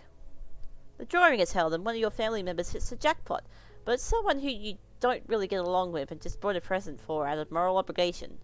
They plan to keep the money all for themselves as they feel it was their ticket. How does this make you feel? Angry, they should share the prize. Jealous, I regret buying them a ticket. Happy, good for them, I'm glad they won. Indifferent, that's the way life goes sometimes. I'd say indifferent. Indifferent for me. Wait. Yeah, they do, don't they? It's like, yeah, it's like stuff that you'll see in like nebulas and stuff. Oops. Yeah. So I'll go indifferent for that one. I don't really care. Very well. And what would you wish to do in this situation? Try to steal their ticket for myself, destroy their ticket so no one gets it, get them killed so I inherit the money, and let them be happy with their winnings. Yeah, I just let them be happy. I don't care. If the roles were reversed and you were giving a winning lottery ticket, would you share the money with your least favorite family member who brought you the ticket in the first place? I suppose so. I mean, at least some money. It doesn't have to be like 50-50. It can be like, oh no, 10%. I don't care. I see. Now you're walking through a forest and you come across a black suitcase. Inside the case there rests $1 million. Alongside the money there lies a blood-stained note with only one word written on it. The note simply says, "Don't." How does this make you feel? Scared, there's blood in here. Anxious, what if someone comes for the money? Excited, I'm about to be rich. Indifferent, none of my business. I'd say probably anxious. Like, who the fuck's blood is that? Why does it say don't? Does that mean don't touch the suitcase? I'm gonna say anxious. Like, what if they see me walking there and they see that I saw the suitcase? Like, are they gonna kill me? Grab the suitcase and run back to my car. What would you wish to do? Grab the suitcase and run back to my car. Take as much money as I could hold and leave the rest. Call the police and let them know about the suitcase. Leave the suitcase alone and move along. I'd probably call the police. Because, blood and money, they do not mix. Yeah, something's gone wrong here, and something needs to be sorted out because someone obviously got hurt. So, yeah. If the note wasn't covered in blood, would it change your decision at all? Maybe. I still probably wouldn't take the money. I'd probably just leave it. If it wasn't covered in blood, I'd just leave it. Interesting. The devil appears in your room at night while you're alone and just about to fall asleep, and he tells you that he has a special, one-time offer for you. In exchange for your soul and eternal damnation, he will let you choose from one of 3 glorious bargains. I don't trust the devil, so I wouldn't take any of them. Well, let's see what they are. He has not told you what these bargains are yet. How does this make you feel? Scared the devil is in my room? Suspicious? I don't think the devil truly exists. Intrigued? I wonder what he's willing to offer me. Or angry? I want him out now. I guess I'm intrigued, but I just want to hear what it is. I probably wouldn't take it. I just want to hear.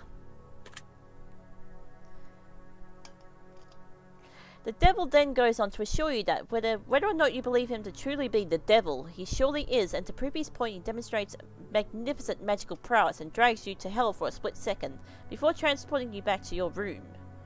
In that second you can feel a lifetime of pain and suffering in the most unimaginable ways possible. He then goes on to tell you that his offers in exchange for your soul to see if you can strike a bargain. Which one of these would you choose in exchange for your soul, if any? All the wealth and power in the world, you never age but can still die from physical injury. You can bring one person back from the dead. No, none of those are worth selling my soul for. I'm sorry, they're just not worth it. No, not for eternal suffering. So no. If the devil offered you a deal of some other kind, would you accept it in exchange for eternal damnation? No, I do not want to be suffering for eternity. So, I would say no. There's nothing in this world that would make me sell my soul. If I want something, I have to earn it. If it's not possible to have, then that's just it. I can't have it. That's how I do it. I don't do trades like that, so no. I'd just be interested in what he had to offer, but I'd be interested in hearing about them, not actually accepting them. So, I see. Civilization is about to come to an end as a plague sweeps the globe. Oh, that's familiar. Turning everyone who perishes into mindless zombies who hunger for living flesh. You watch as everyone you know becomes gravely ill and turns, except for 5 of your closest friends and family. How does this make you feel? Incredibly sad. I don't want the world to end. I'm excited. I've always fantasized about a zombie apocalypse. Scared. I don't know if I can survive for long. Or indifferent. This is life now. Well, I'd be very sad. All the deaths. It's just no. I'd just be sad. I'd probably be sad and scared, but I'd be more sad, I reckon. If you knew that a zombie apocalypse was coming in 10 years from now and you could prevent it from happening, would you? Yeah? Yeah, I suppose so, yeah. Interesting. You've been working in the company for 10 years and you've been promised a very important and incredibly lucrative promotion. However, someone hired only a number of weeks ago has just been promoted to the same position that you were promised. Oh no. Your boss essentially tells you tough luck and maybe one day you'll get the position, and that he has to promote the other employee as a favor for a friend. How does this make you feel? Angry, I was promised that promotion. Yeah, that one. Jealous, that promotion should be mine. Also. Betrayed, I can't trust my own employer. Yeah, I reckon betrayed. Or indifferent, everything happens for a reason. I reckon betrayed. He's put his own personal gain. He's done something for personal gain, basically. Not what he should do. So I'd say betrayed. You've also learned a few secrets about the company that could be disastrous if they were to escape, such as the fact they haven't been properly reporting their income for the last decade. What would you wish to do in this situation? Threaten to report my boss for fraud, quit my job, look for new employment, sabotage the new employee to get them fired, nothing, you win some, you lose some. I'd probably quit my job, look for a new one. Yeah, quit my job. If the roles were reversed and you were hired and promoted as a favor over someone more deserving, would you accept the position? Probably not. That's. I mean, if this position is as big and important and promising as it sounds, then I don't want it just handed to me. I want to work for it. So no. I see. Very interesting. You're home home alone at night, cooking food in your kitchen, and you turn around to realize that someone is watching you through the window in the darkness. Oh shit. They have their face and hands pressed up against the window, and they make direct eye contact with you before turning around and running out of sight around the other side of the house. How does this make you feel? Scared? Scared where they go, anxious, I don't know what's about to happen, secure, I'm ready to handle whatever is coming, protective, I need my family to be okay. Well, I'd probably be anxious and protective. I'll need to secure my pets. I need to tell everyone what I saw, so we can prepare. But I need to also secure my animals, make sure they're all safe. But at the same time, I'd probably be shaking my ass off because, yeah, just the thought of someone just doing that actually, it really ruffles me, I guess. I really do not. I dream about that stuff a lot, and it freaks me out. I do not want to just turn around one day in the middle, one night, and just see someone staring at me through the window. Yeah. So I'd probably go protective mode, I guess. Like, I'd probably make sure everyone's fine before getting scared. So, yeah. And what do you think you do in this situation? Lock the doors and call the police, grab the nearest weapon in the house and prepare myself. Check to see if everyone in the house was safe, or run it out of the house and go to the neighbors. Well, I'm not running out of the house. Who knows where he is? He could be right outside the door. Grab the nearest weapon. We don't really have any weapons in our houses, and I wouldn't be able to wield a weapon. Not with my hands, the way they are. So, I'd probably lock the doors and call the police. While also, informing everyone in the house. So, let's see. Lock the doors, call the police, I'd say. If the face you saw in the window was the face of a supernatural entity and not of a human being, would your answers change at all? Probably. I mean, I still want to protect my animals. Obviously. I mean, it depends. What kind of supernatural being? Is it like a ghost, a demon, a werewolf, a vampire? I don't know. Is it something that can walk through walls? Is it something that, hunts its prey? It probably depends. So probably, just depending on what it is. I'm going to present you with some more potential scenarios, but I'm going to ask for more simplistic answers as a result. Here we go. You're not feeling all too well, so you decide to go to the doctor.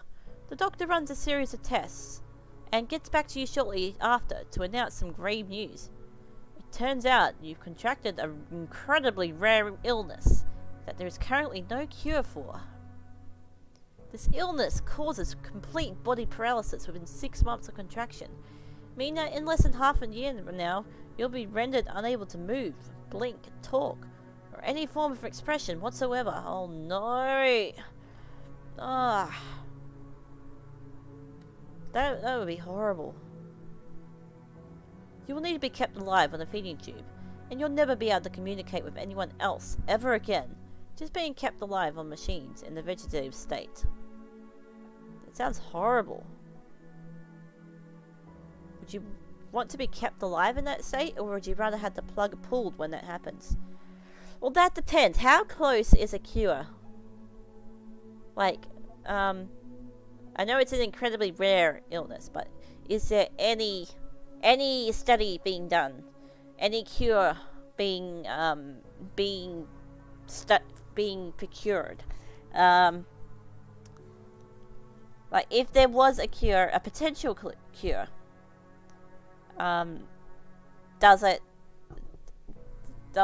is it like a vaccine? Does it prevent contraction of the illness? Or does it, reverse the effects, or some of the effects? That's what I want to know before I make this decision. What's this? Yeah, Stephen Hawking's, yeah.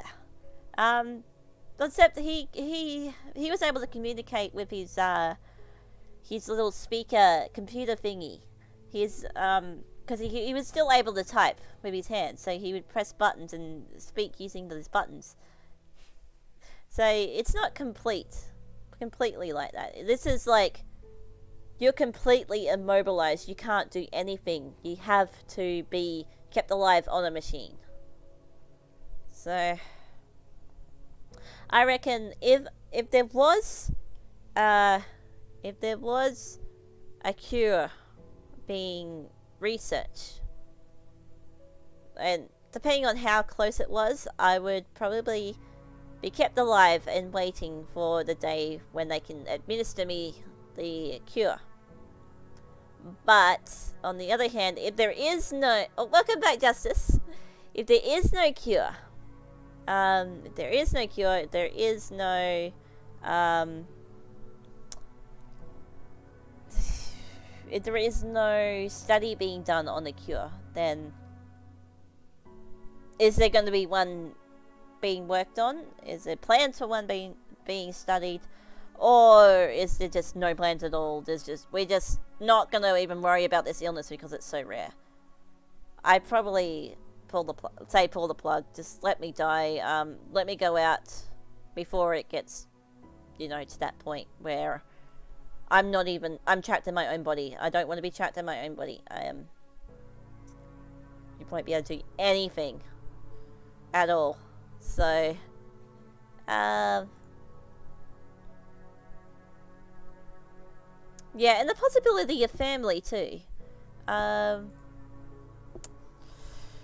Yeah, so I'd probably, depending on the cure, is there a cure, basically? Is there a cure in existence or being worked on?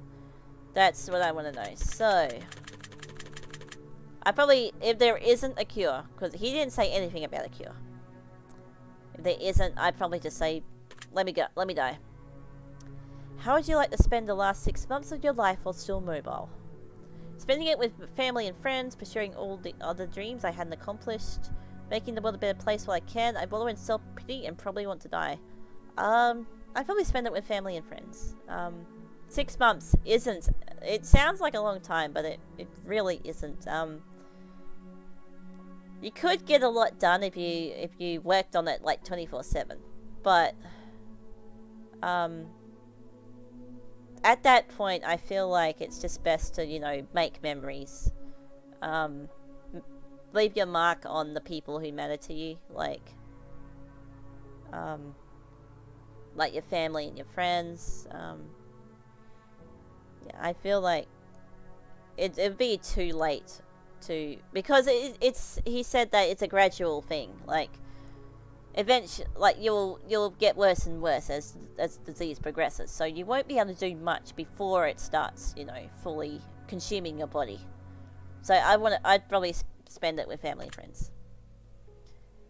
There are diseases out there that can put you in that sort of unfortunate situation. Does knowing this motivate you to do things you've never done before and pursue more from life? Or do you feel relatively unaffected by the knowledge that this could potentially happen to you at any point in time?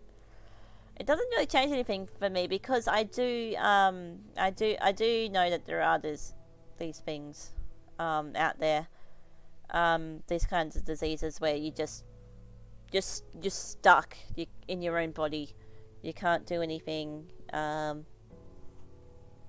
It's a really sad thing to think about, because one day you could be having your best day of your life, and the next day you can't do anything. You can't even move your eyes. You can't look at anything. You're just stuck staring at whatever your position your head happened to roll into, and you can't move. It's just really sad to think about.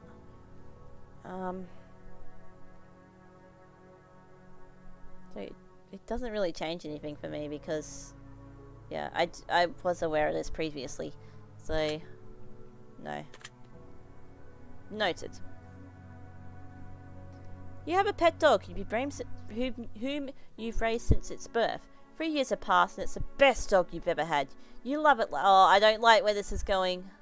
I don't like where this is going. No, I don't want the dog to die. You love it like it's your own child, and one day he runs away in the middle of the night, chasing after a wild animal in the darkness. You search everywhere for your dog, but no matter what you do, you can't seem to make any progress. About a month passes, and you haven't seen any trace of your four-legged friend, until one morning you've awakened to the sound of familiar barking. Oh? You rush outside to find that your elderly neighbour in his 80s is out on his front lawn, joyously playing with your dog. Aww? He has named the beast Johnny, and him and your dog seem to be having the time of their lives. You rush over there and hug your dog, and he excitedly licks your face. Your neighbour says, "Johnny's a good boy, isn't he? I lost him when I was just a boy, about your age, but he's come back. Johnny has come back, and we're together again." Oh no! Oh.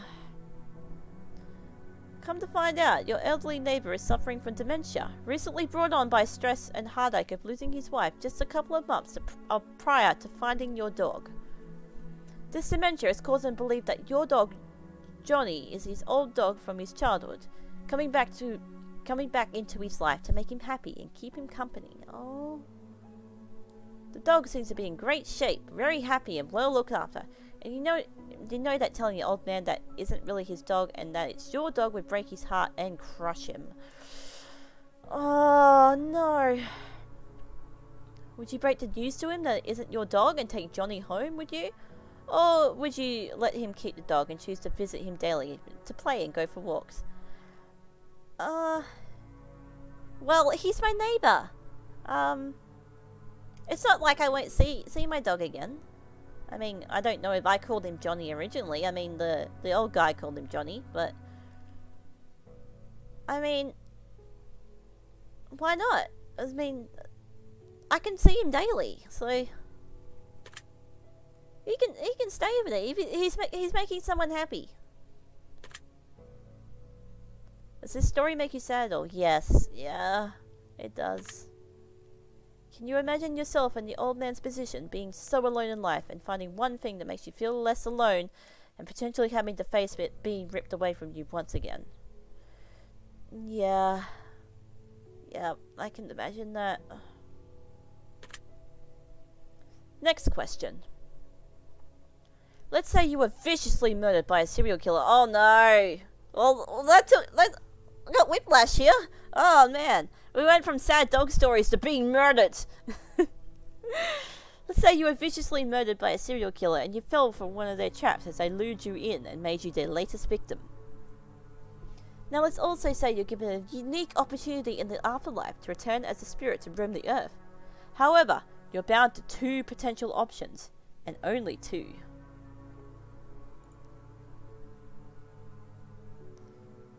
I would offer to help take care of the dog if he trains the dog good. Yeah!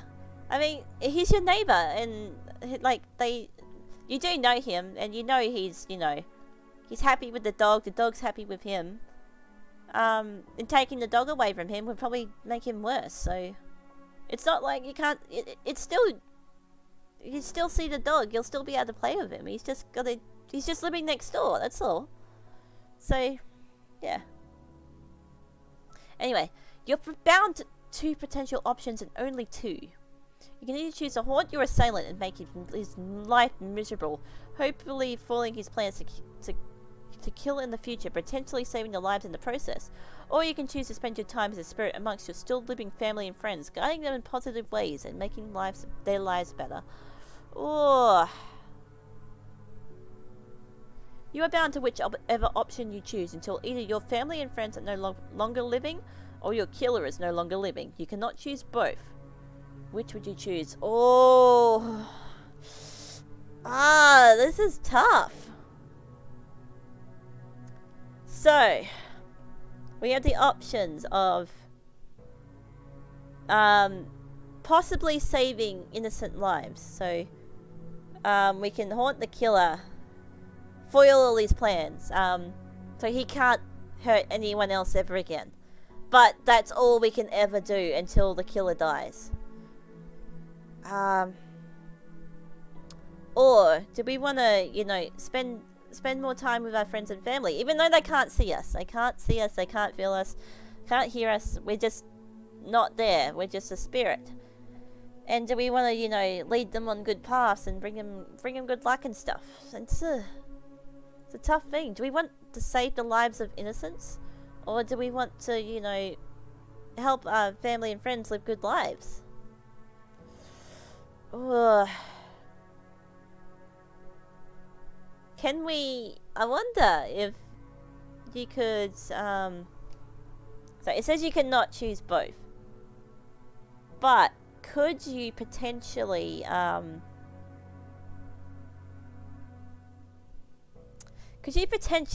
choose to haunt the killer and then cause an accident so that the killer actually dies?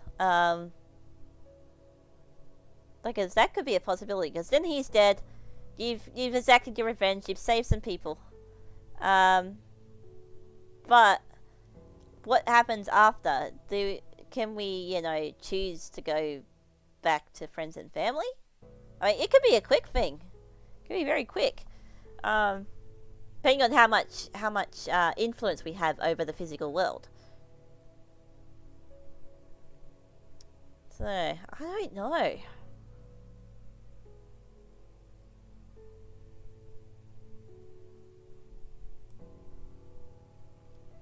This is a difficult one. What do you guys reckon?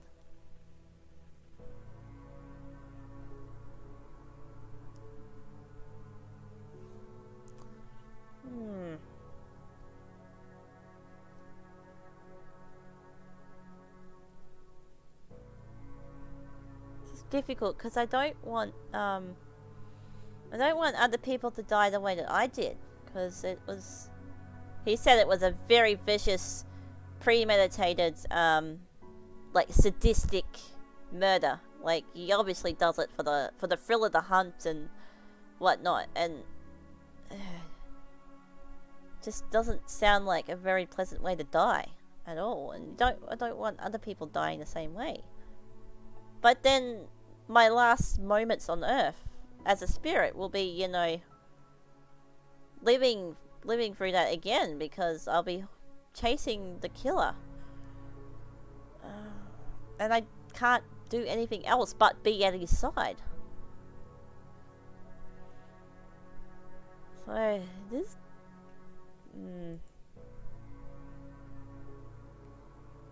Staying with family, even if they can't see me, feels like spying on them. Yeah, it does a little bit. This is a difficult one. I mean, it's not like you're really spying on them, because you can't do anything. You're just there.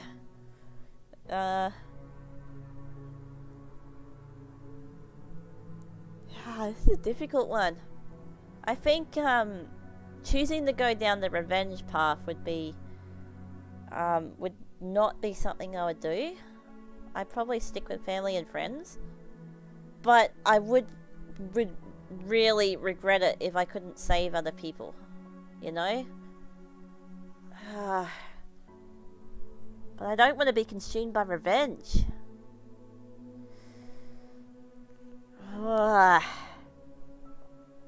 This is difficult.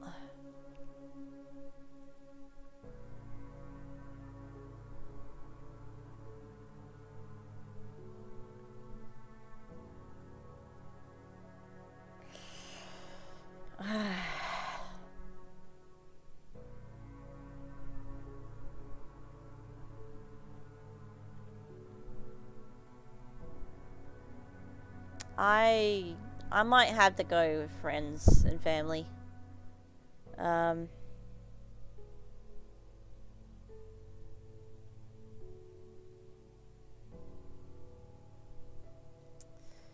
Just feels more like a me choice, but I would really regret not being able to help save the other victims.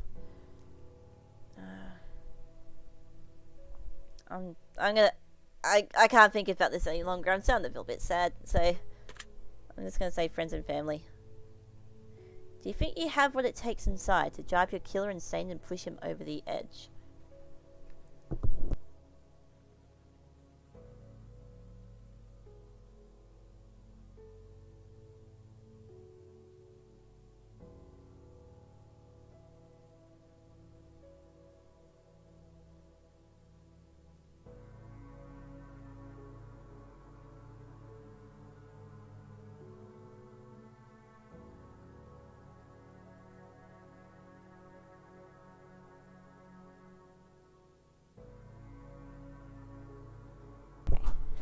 I'm back.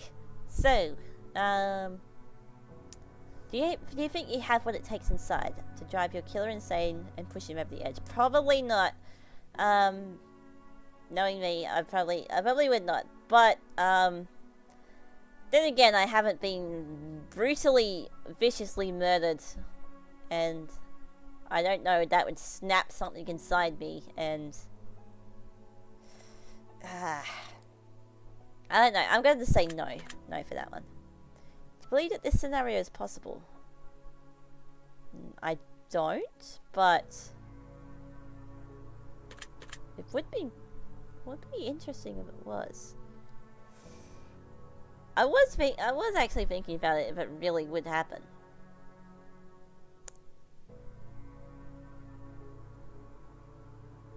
Okay, I'll say yeah. This situation happened to a friend or family member, and they were viciously killed. Which situation would you rather them choose? I think they would be happier with the friends and family, not with the killer. I'd rather say with friends and family. Next question. One night you go to sleep and get a good rest that feels like the best sleep you've ever had. You wake up in an unfamiliar room, in an unfamiliar bed. You look at the mirror and you hardly recognize yourself. You look as though you've aged 20 years. There's a sticky note on the television screen that says, "Press play." So you oblige the note and hit the play button to reveal a message that has been left for you by all of your friends and family, that they are still alive and well, though they all seem to be 20 years older as well. Oh, okay. What's this? They explain to you that every single day for the last 20 years you've repeated the same day over and over again. Due to a severe head injury, your memory doesn't last more than 24 hours, so each day when you sleep, all recollection of what took place 24 hours prior is wiped entirely. Oh! Yeah, yeah. So you're basically stuck in a loop. Like your memories will reset to the point before your head injury. Interesting. Your loved ones have made a video for you to let you have a say in your potential future. You have the option of either watching this video every single day so you know what's going on and continue to progress your life, even though you won't have any recollection of it, or you can choose to continue living as you had been, repeating the same day over and over again, and living in ignorant bliss. Like the Adam Sandler movie. Which one? Which Adam Sandler movie? I don't really watch a lot of movies, so I'm not sure which one you're referring to.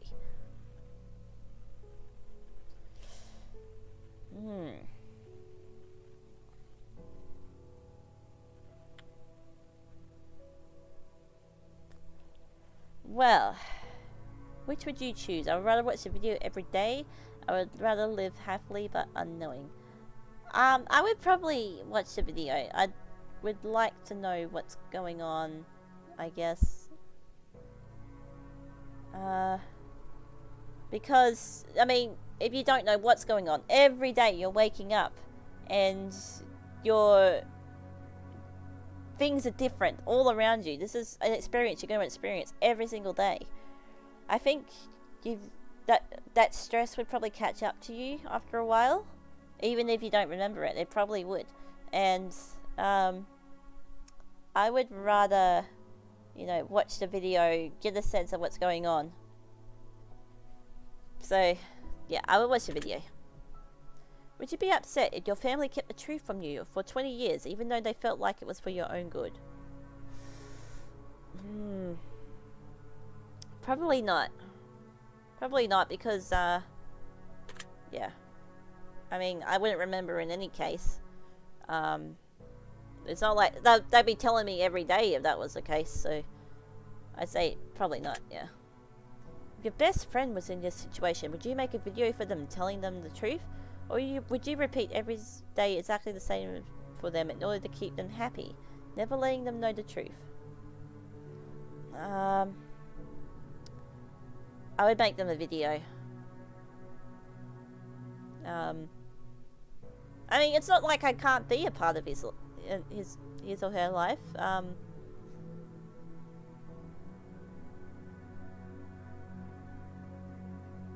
mean, it would be really draining, I think. Like 20 years doing the exact same thing every day. The only difference is that you remember it. Your best friend doesn't. It's giving me kind of like Madoka Magica vibes almost. Like Homura repeated that month or however long it was over and over and over and over and over and over and over. Yeah, I'm not sure which one you're talking about, Diego, sorry. I haven't seen many Adam Sandler movies.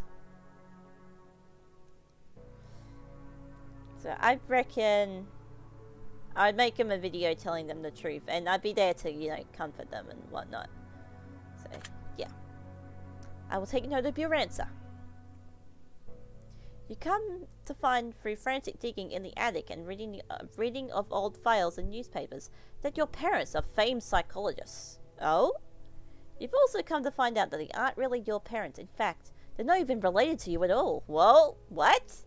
Oh dear, I wonder. Why? It's totally not like we're different species or anything. No, totally not. From what you can gather through your new discoveries, the story tells of a young child who developed psychotic tendencies and went into a trance before murdering their parents in a tragically brutal way. Oh, 51st Dates. Oh, that movie. Right. No, I haven't seen that movie. I've heard of it, but I've never seen it.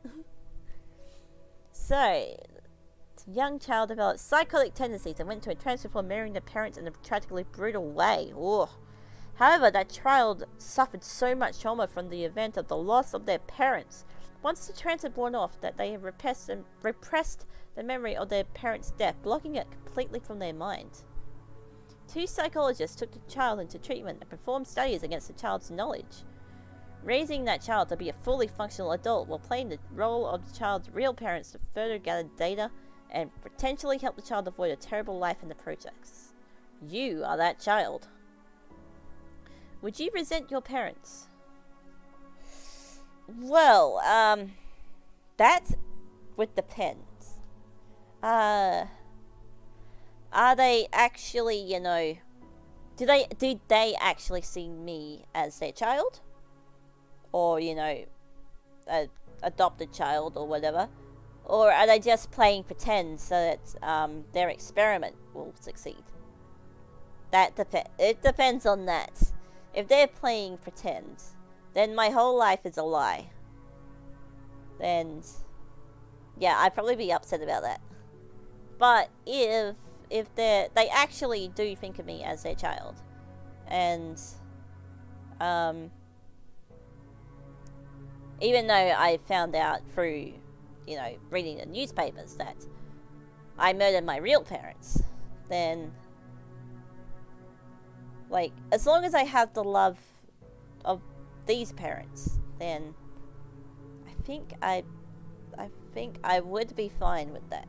Because, I mean, you don't want to accidentally trigger another episode, Welcome back, Justice! So, you don't want to accidentally trigger another episode where, you go into another trance and murder someone again. I mean, if you knew, then it could be that it's more likely to happen. And I would understand that.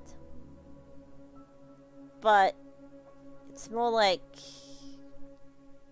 are they pretending, or do they really love me? That's the make or break for this question.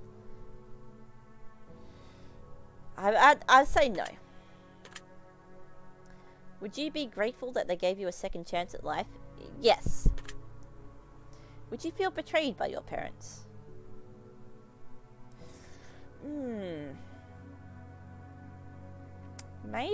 Maybe not. I can't really... I'd say probably not. Not for that one. Would you confront your parents about the articles you found? Ooh. Probably. I'd like an explanation, I guess. So yeah, I would. If you were in your parents' position, would you do the same for a child in a similar situation? Well, as long as I love the child, yeah. I mean, I wouldn't want the child to grow up feeling like they're not loved. So, if I could form a connection with that child, then yes, I would. Interesting. I have one final scenario for you before we move on. The end of the world is come and gone, and all that is left are post-apocalyptic soldiers roaming the lands, combing through towns and laying waste to any survivors in their paths in hopes of claiming their equipment for themselves, in order to survive this harsh, barren wasteland known as planet Earth. That is a long sentence. You get in good with a large colony of soldiers and spend about 6 months with them before they decide that you're not pulling your weight. And in order to save the very few food rations they have left, they exile you from the compound and send you out to fend for yourself. Oh! Yeah. You decide to venture into a neighbouring town in hopes of finding food that was left behind by raiders. And it only takes you about a day and a half before you strike gold. A hidden underground bunker, stockpiled to the brim with enough food to feed an entire colony for a year. Now, you have a few choices to make.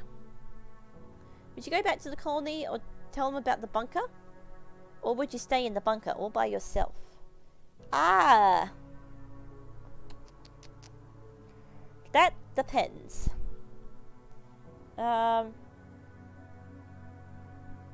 Is there someone else in this bunker? Like, does this bunker belong to anyone? I don't want to, take it if it's not mine and there's no one else that claims it.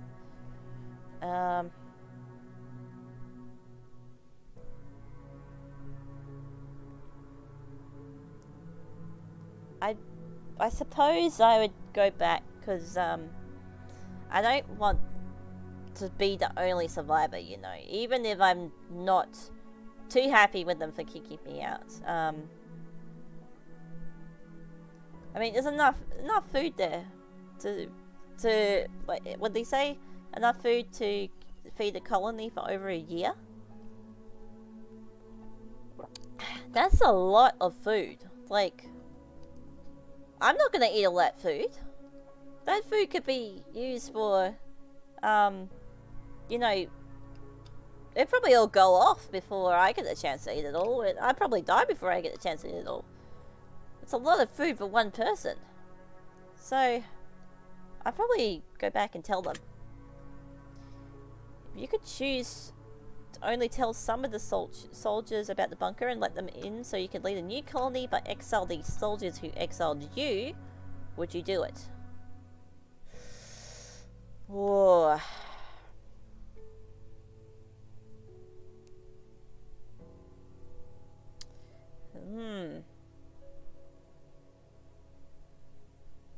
Depends on how the others are, yeah. Like, are they, you know, well, fuck you up, mate? Or are they, you know, look, I'm sorry, you're the weakest link and we just have to let you go. I'm very sorry. This is not by choice.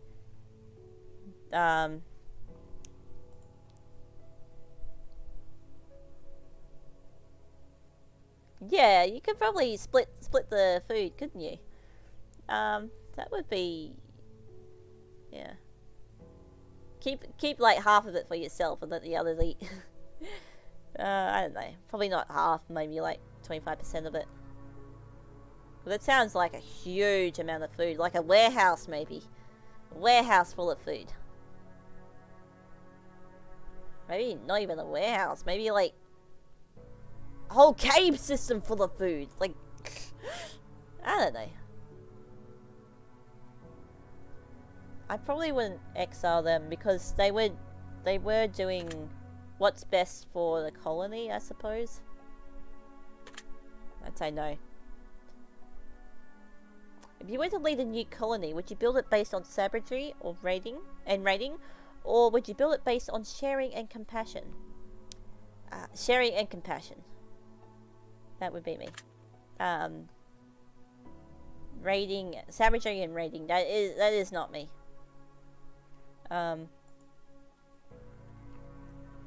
Yeah, a shelter, a bunker shelter. So yeah, I base it on sharing. Be like Pascal. If you were the leader of the colony that exiled you, it said it was you who exiled someone else who wasn't pulling their weight. And that person just so happened to find themselves in a similar situation where they found a jackpot worth of food in an underground bunker, but they refused to share with you and the colony. Would you raid it and steal it for yourselves, or would you let them keep what they found? That depends. Do we take everything? Because I feel like the needs of many outweighs the needs of one, right? But can we, like, you know, raid it, split it up so that he has enough to survive, or he or she have enough to survive, they have enough to survive, and we get the rest? Because, you know, a colony is probably more important than one person.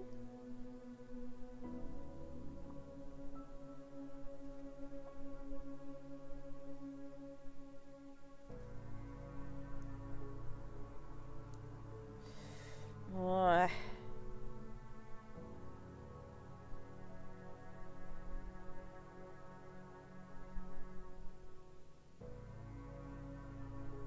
This is difficult. Like, that's what I would do. I'd probably negotiate an agreement, where he can keep a certain amount of the food, but the rest of it goes to the colony. Because, you know, more survivors.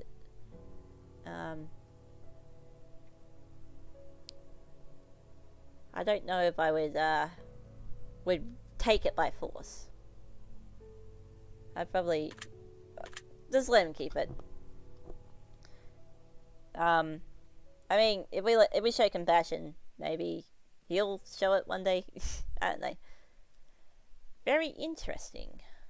Well, that wraps up this portion of the test. But I need more from you before I allow you to rest. A choice here, a choice there. Which would you rather? Whoops. Oops, I just hit myself in the head with a water bottle. Moral dilemmas abound from what I can gather. And you will answer clearly, crisp, and concise. Will you be selfish, or is your conscience a vice? In just mere moments from now, we both shall see the difference between who you are and who you wish to be. Oh, here we go. Let us begin. Would you rather abandon the person you loved most, or be abandoned by the person you love most? I'd rather be abandoned. I would never abandon someone. Like, I really would not. Humanity is tricking this situation. A lot of events could play out for good or bad. Yeah. Most of the questions can't be answered with yes or no. Yes, exactly. It's, you gotta, make a decision within the rules of the question. You can't, make up your own rules. So I'd rather be abandoned than abandon someone, because I couldn't do that to another person. Would you rather have friends in high places who could get you anything you wanted but didn't necessarily care about you, or friends who couldn't give you anything but feel a deep personal bond with you? Stronger bonds all the way. I need my friendships. Would you rather find 10,000 and you get to keep it for yourself, or find 20,000 but have to split it in 4 ways with your closest friends and family? Split it 4 ways. So that we find 10,000 and keep it for ourselves, or split it 4 ways. So you get 5,000. So either you get 10,000, or 4 people get 5,000. So I reckon the family and friends. Would you rather cheat on your partner but never get caught, or know that your partner cheated on you but have no way of proving it? Fuck.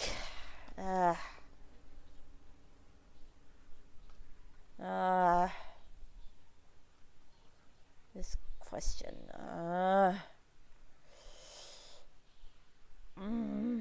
This is bringing back bad memories. That one. I would never cheat on anyone. Would you rather get rich for illegal means, or be poor but live an honest life?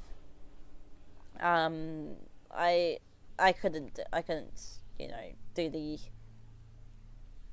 rich and dishonest life. That's not me. That's just not me. I'd rather be poor, but I'd rather be poor and happy than rich and, worried that one day I might get arrested. So, yeah. Would you rather press a button that kills your favorite pet, or press a button that would kill your favorite family member? What the fuck? Pets are family members!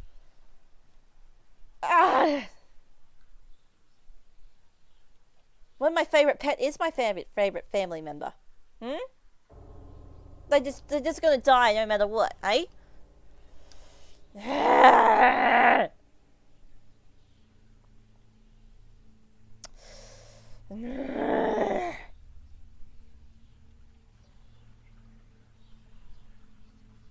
See, no matter, if pets are family members, and basically that means choosing either one, my pet is gonna die. That's not a.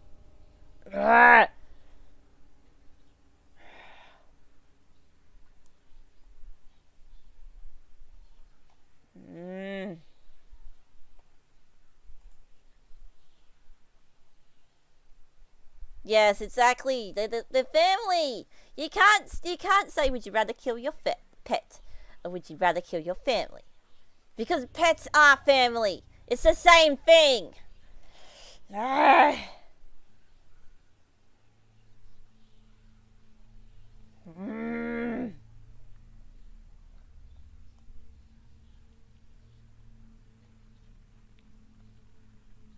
Fine. Kill my favorite family member. Would you rather get fired from a high-paying job or have to fire your friends from a high-paying job? Have to fire my friends. Well, what did they do? What did my friends do that deserved them being fired?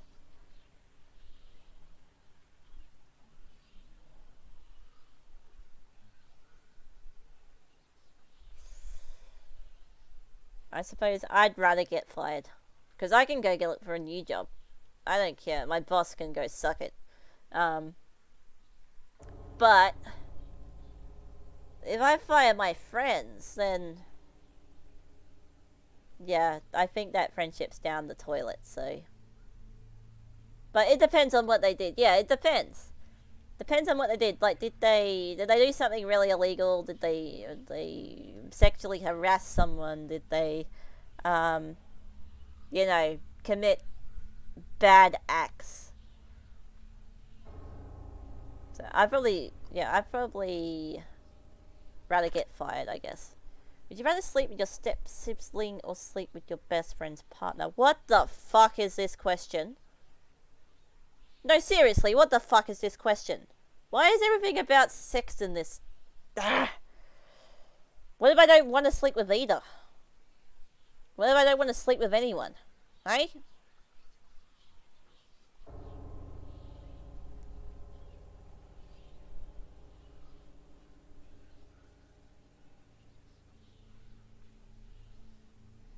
I mean, theoretically, if Dingo wanted to do that, which she doesn't, but if she wanted to,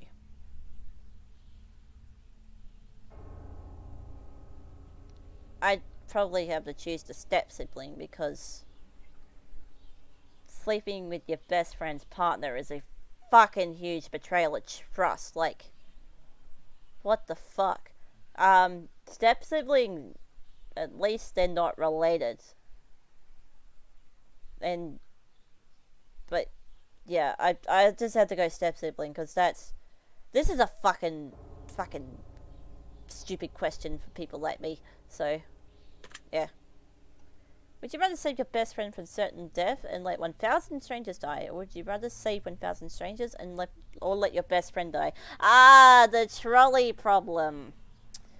The trolley. I think it's called the trolley problem. You know, you're on a train track. Well, there's a train track, and it splits in two paths. And there's a train coming up to the point where it splits. Now, on one side, on one path, you got your best friend or someone you really love, blah blah blah, and on the other path, you've got a lot of strangers. Like when they get run over, their blood's going to cover the whole landscape. There's that many strangers there. Which do you sacrifice your best friend to let the strangers live? Like, will you let your best friend get run over by a train to save those many random people that you don't know? Or would you let all the random people you don't know die just so your best friend will live? One person. That's... yeah.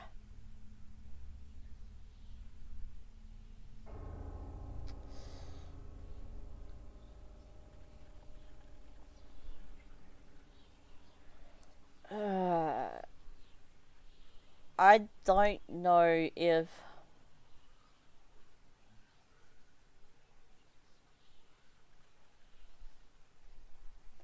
I don't know.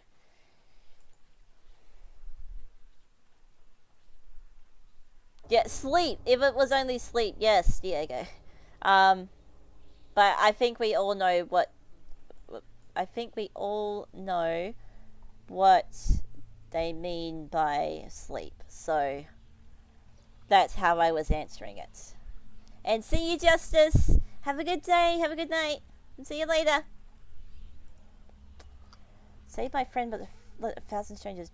Spouses people die, or save 1,000 strangers, but let my friend die. In this case, I think I'd have to save the strangers, because I mean, even if they're my best friend, then I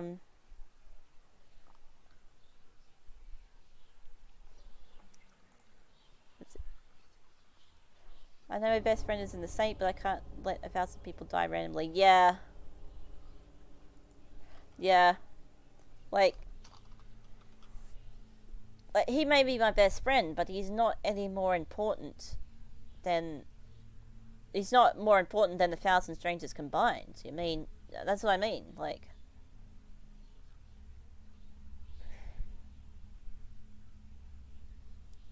I've had to save the people.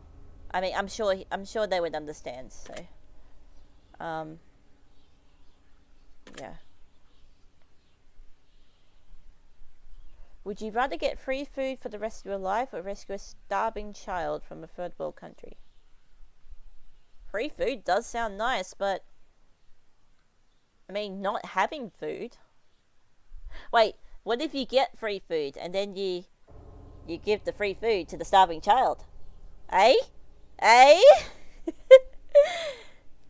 But,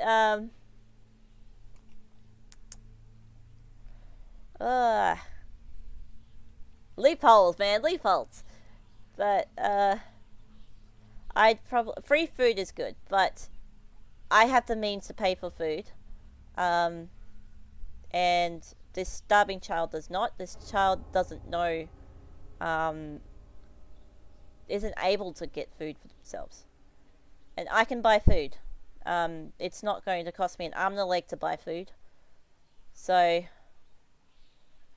free food for the rest of my life would be like a minor victory, I suppose. But I feel like I'd rather save the child. Would you rather be rich but without family, or poor but with family? Yeah, poor but with family. Yeah, being rich with no one to share it with just sounds really sad. So, poor but with family. Would you rather have to steal food for the rest of your life in order to eat, or steal enormous amounts of money from the wealthy but have to destroy the money immediately after?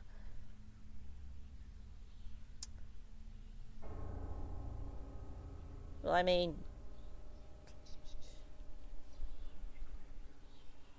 I don't know.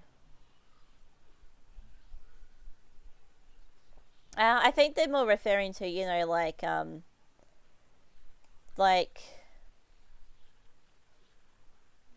like, you know, like what I said, you can, if you get the free food, then you can share it. There's nothing stopping you from sharing that food, is there? Like, I don't know. Whoops. Okay. But this one, do I have to steal food? I can't get food. No one will give me food. I have to steal it to survive, right? Or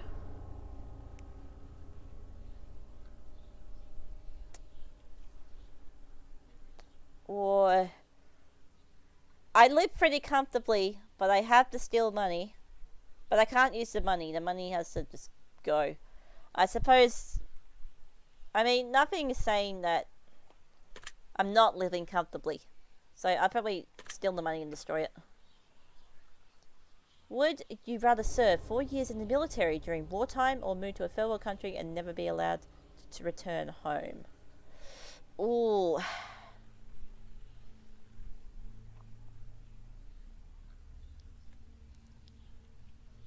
Well, jeez. I mean, at least in the military you have a chance of returning home. And why do they have to say third world country? I mean, it's like... You could go anywhere and not be allowed to return home. And I mean, even if you survive the military, then... what's to say you're not going to have PTSD or, you know, physical injuries that's going to, you know, haunt the rest of your life?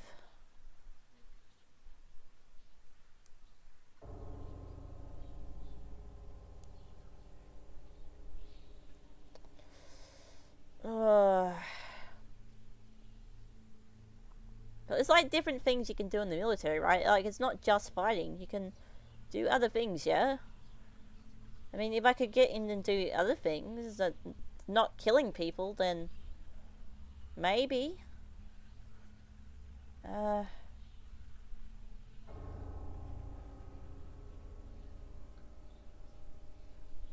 Why it's called Third World? No, I believe I might have heard it some place before, but I just can't remember. I'd probably go military because then I do have a chance of going home, even if I am all scuffed up. Would you rather always be travelling at 10 miles above the speed limit or 10 miles per hour below the speed limit? Above or below?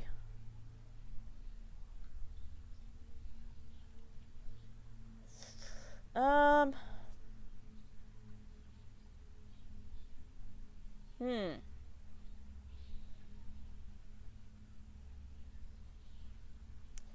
I mean, if you're above the speed limit, you get places faster. And if you're good at driving, then you should be good. During the Cold War, USA and its allies was the first world, USSR was the second. Ah, yeah, that makes sense. Yeah. Yeah, I think I have heard that before.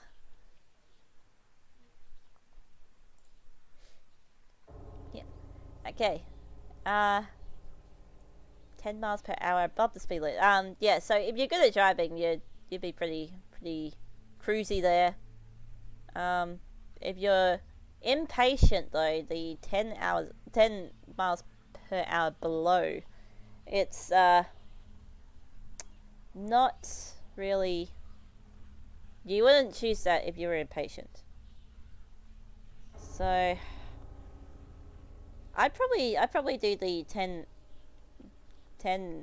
miles per hour above. Like, I'm just like, you know, changing miles per hour to kilometers per hour because that's what we use in Australia. So I know it's probably, I don't know the exact conversion, but it's probably I don't know. It's probably a bit of a difference, but I'd probably go above. Would you rather never have sex for the remainder of life, or have sex every day in order to save life? That's an easy one. Never. Would you rather be addicted to hardcore drugs for 10 years but make a full recovery, or be addicted to alcohol for the rest of your life? What the heck?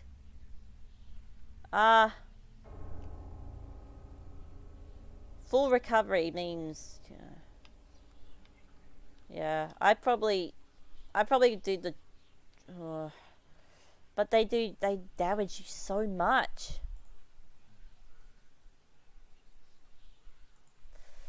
An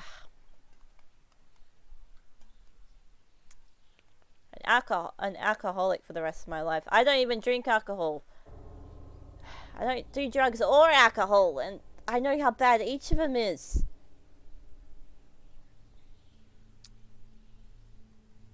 But I guess if I could survive for 10 years on drugs and then make a full recovery, I suppose I do that. Not drink alcohol every day, because alcohol poisoning is real and it's nasty. So, would you rather live to be 200 years old in the perfectly preserved youthful body and have to watch your family and friends die around you, or live to be 70 but die before your family and friends?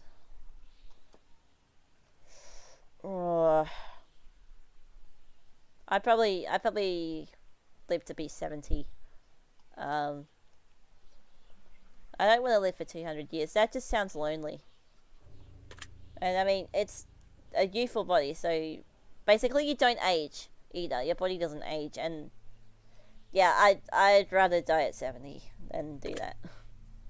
Would you rather sacrifice all your friends in order to survive, or sacrifice both your parents? What? How about just die? How about just let me die? Let everyone else survive? Ugh.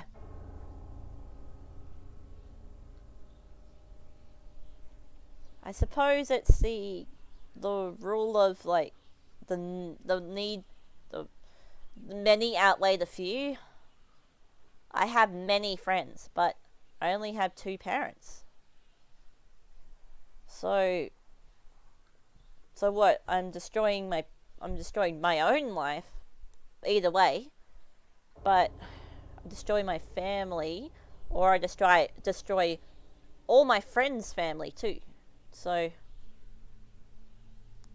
it's kind of like a lesser of 2 evils, I guess. Like,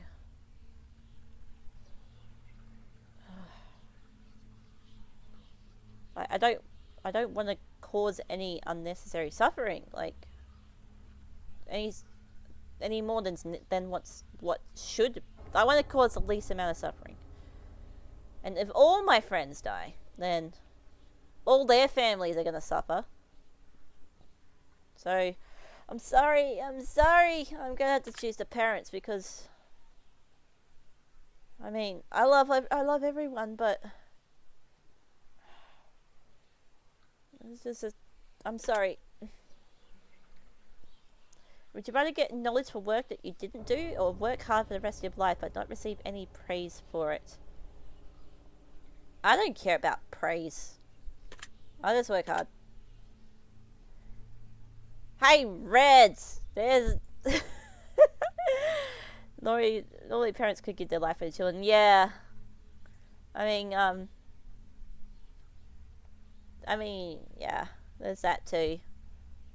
So, but I'm thinking in terms of the least amount of people suffering would be to let the parents die.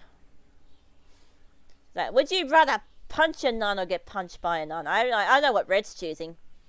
I would rather get punched. I do not want to punch, so I would rather get punched. Would you rather lose all the money you've earned this year or lose all the memories you gained this year? How much money have I earned this year? Probably like... yeah, I'd probably lose some money. Money I can get back. Memories, they cannot be replaced. Memories, you want to... yeah, I don't want to punch anyone either. That's why I'd rather get punched than punch. I'd probably lose all the money I've earned this year so far. It's only 3 months into the year. I can easily make it back. So yeah. Would you rather flip a coin for a chance to win $20 or immediately win 10? A guaranteed 10 would be nice, but I mean it's pretty small money. I mean, if this was big money, if this was really big money, like 10k or 10k and 20k, then I'd probably gamble on the... oh no, it was just 20. I would gamble on the coin flip. But if it was like guaranteed 10k, then yeah, I would keep the 10k. But since this is just, you know, really small money, I would do the 20. Would you rather know how you die or know when you'll die? I'd probably rather know when, because if you know how you die, then you'll be avoiding whatever killed you for the rest of your life. You'll be paranoid. But if you know when you'll die, you can make peace with it. You can, you can do stuff because you know. Well, I'm not gonna die until this time, so you know what? Let's just do this. Let's live a little before we die, and yeah, you can make peace with it. So I'd rather know when, not how.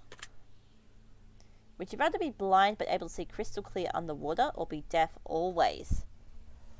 Oh, that's an interesting one. I need my music. So, I do like looking at art as well. That's a problem. But if I could... wait. I got the perfect solution to this. Be blind except underwater. But... what you can do, you can fill up some goggles with water and then just stick them on your eyes, and then your eyes are always in water, so you can always see. Dingo, smart!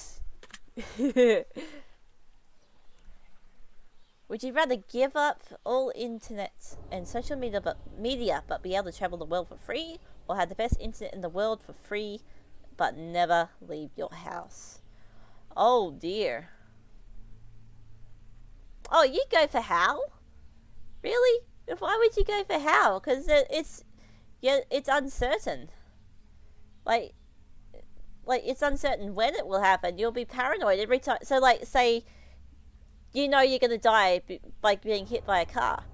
So you're gonna be paranoid every time a car comes near you, or if you die because a ladder falls on you, you're gonna be paranoid every time you see a fucking ladder around you. Yeah, no problem, Diego. So, would I rather give up all internet and social media but be able to travel the world for free, or have the best internet in the world for free but never leave your house? I'd probably travel, actually. I mean, you don't have to have the internet to have a good time, so I'd rather travel. I mean, being stuck at home forever is, yeah, that's just a depressing thought, so. Would you rather walk barefoot across a bed of hot coals, or walk barefoot through a pitch-black, snake-infested corridor?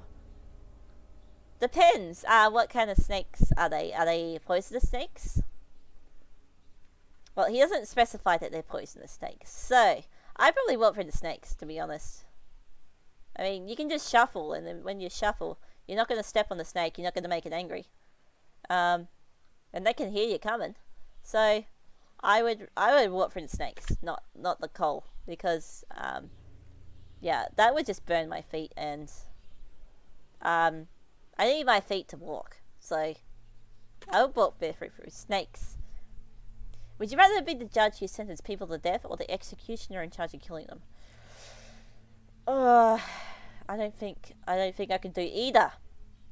But I'd rather be the judge, because then I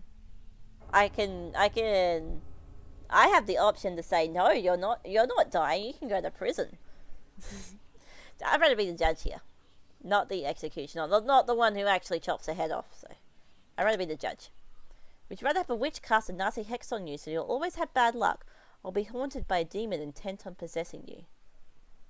I'd probably rather take the bad luck, because a demon wanting to possess you, that's just, I'd rather take the bad luck. I mean, a little bad luck. It doesn't mean you have super bad luck, it just says bad luck.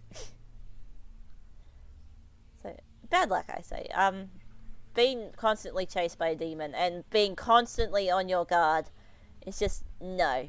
Yeah, bad luck, please. Would you rather be married to someone incredibly beautiful who doesn't find you attractive, or be married to someone whom you're not even remotely attracted to, but they find you incredibly attractive?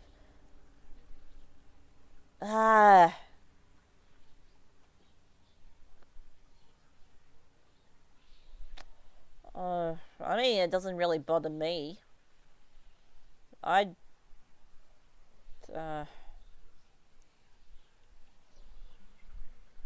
don't know. This is the same thing for me.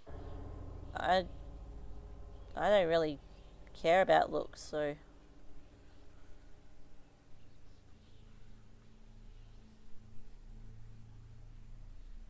I'd probably just go someone I'm not attracted to, because I'm not really attracted to anyone anyway, so.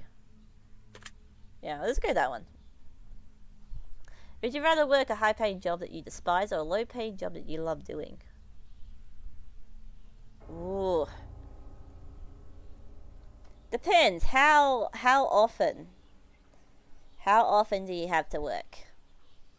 Because if it's like, you know, like a 9 to 5 job, I suppose. If it's a 9 to 5 job and you hate doing it, but it's really good pay, I mean, at least you got the weekends.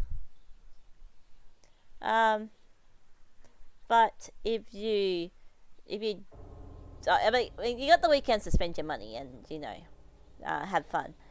But if you're you got a low-paying job, but you love it. I mean, you're gonna be having fun no matter what. But you can't really afford to have fun outside of work. That's oh.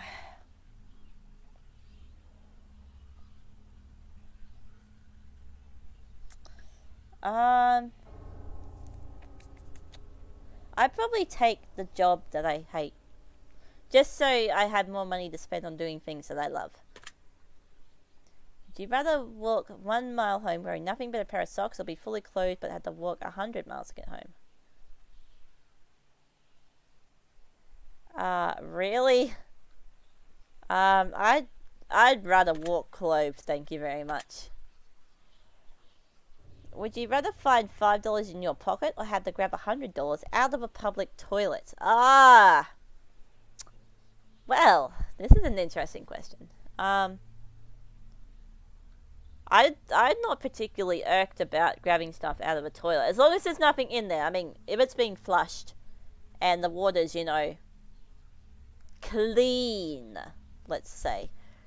If it's clean water, clean in quotations, but like there's nothing else in there, just the $100 note. I stick my hand in there and then immediately run to the sink and wash my hands and the note, and just lather that soap on nice and good. But yeah, I would do it. I don't have any qualms about it unless there's something in the toilet with the note. Then I would take the $5. But yeah. Would you rather have 100 of your favorite books but never watch a movie again, or have 100 of your favorite movies but never read a book again? Oh.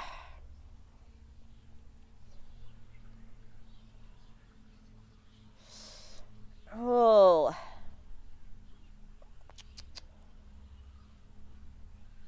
Wait, is it raining? No, I think that's just my computer making noises.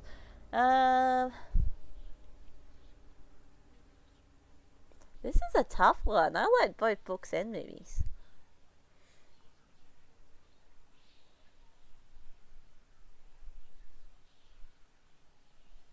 I mean, I've already basically got 100 of my favorite movies on. Wait. I gotta check and see if that is rain.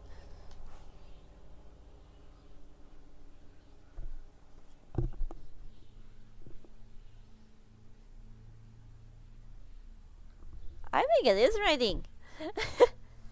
Finally. Hey. I would probably. I'd probably go for the movies, actually. I'm sorry. Yeah, I go for the movies. Would you rather always be 2 minutes late to everything, or 2 hours early to everything? 20 minutes. 20 minutes isn't too bad. I mean, but 2 hours early, that's a lot of wasted time.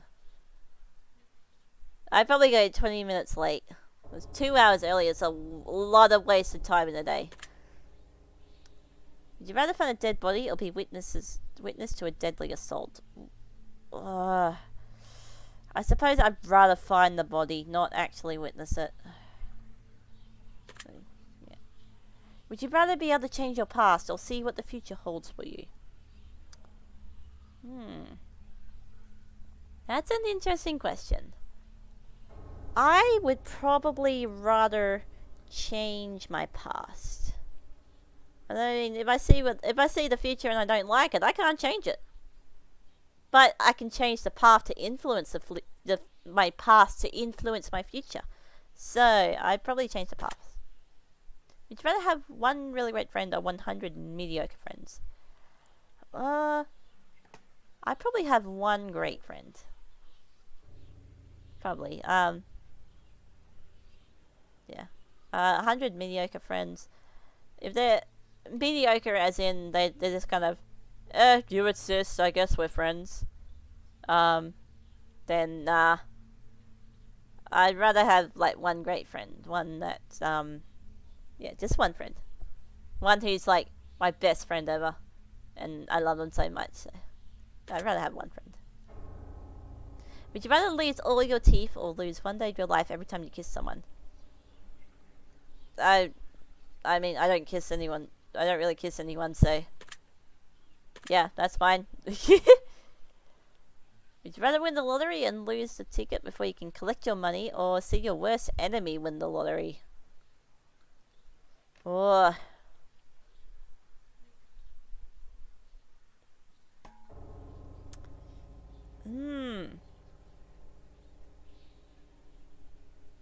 That is a tough one.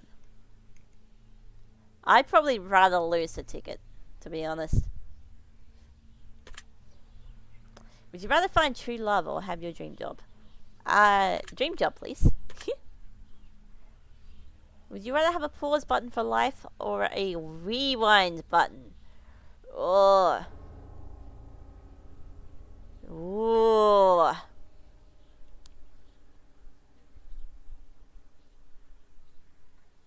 This is an interesting question. Pause button. You can pause. Does it pause everything? I mean, is it like basically stopping time for everything but you?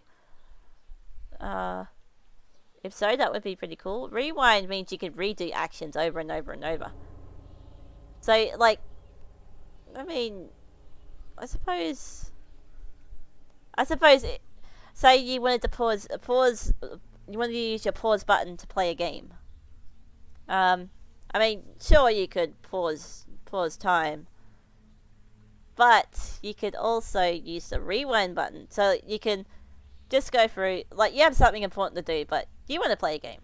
So you go through and you just play your game, and just forget about everything else. But when you're done with the game, you've had your fair share, you can just rewind back to when you're meant to go to your important thing. So I'll probably do the rewind.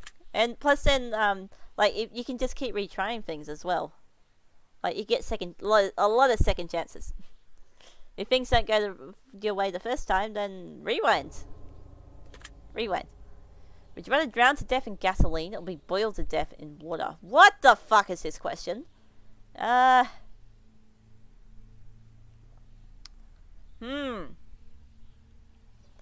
don't want to be boiled. That sounds painful. But gasoline, it's just got the smell, yeah? Like,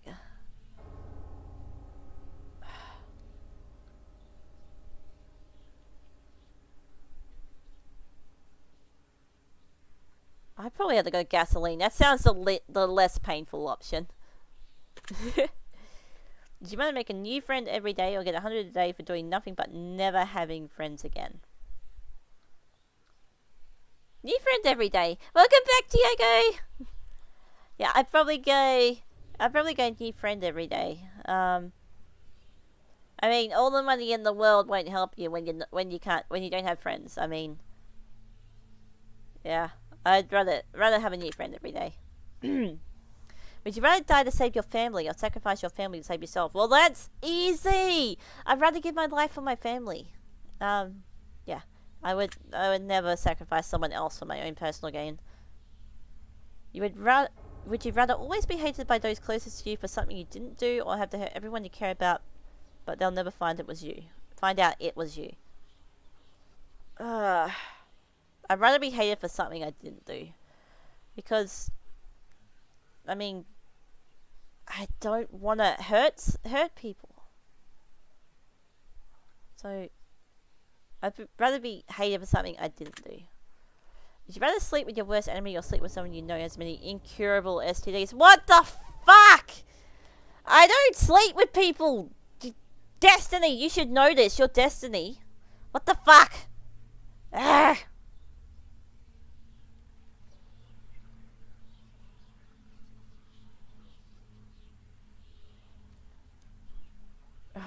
Worst enemy then. I'm not getting STDs.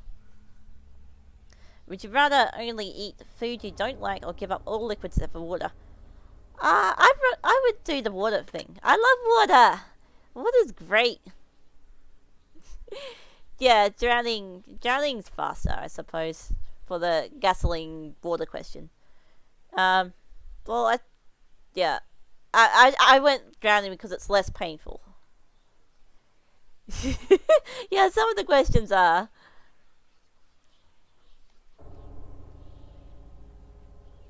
Yeah, I would just drink water for the rest of my life. Water is the best drink. Would you rather always listen to music at max volume or always listen to music just above the lowest volume?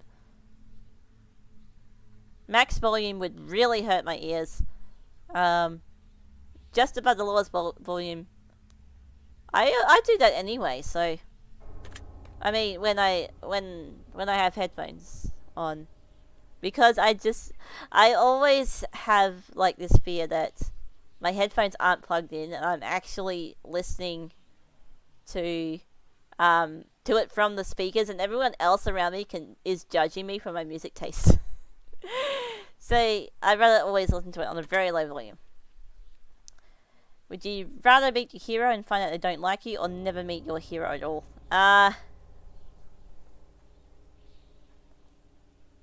Oh, I'd probably never meet my hero. I don't know if I could take it if they don't like me. Because that would be soul crushing.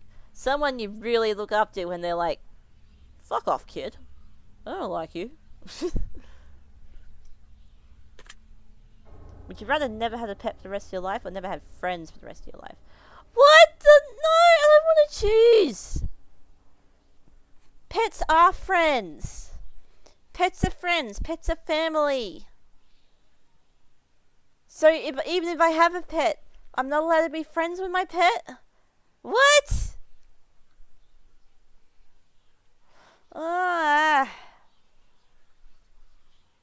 I suppose you could do.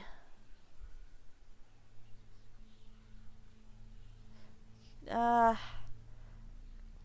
suppose you could do never have a pet, but you can still go. You know, you could give your pets to someone else, and they would look after them for you. But you could live in the same house with them. They're just technically not your pets.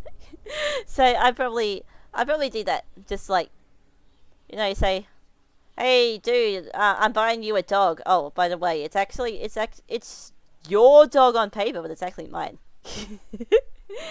So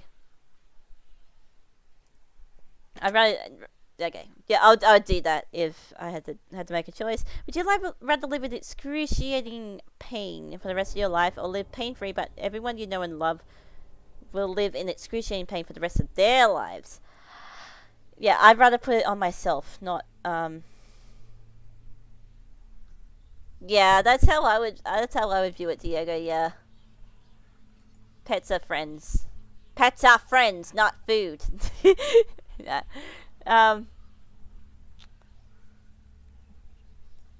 I'd rather live in pain, not have to have everyone else around me live in pain. Thank you for answering my questions, but we are not done yet. Oh no, really? I had to be somewhere. Damn it. For we had made it through many categories except for one. Okay, this is the final one. Okay. These final questions will be from deep within. I want to see your soul. Alright, let's speed run these. I want to see your heartbeat quicken. I want to learn all that you know. I want to see what makes you think. I want to know what makes you tick. I want to know your darkest truths. I want to know what makes you sick. I want to expel the truth from yourself. I want to feed on your precious fate. I want to learn all of your love and bathe in all of your hate. So one last time we sit together as we await the final revelation. These are the last questions I have.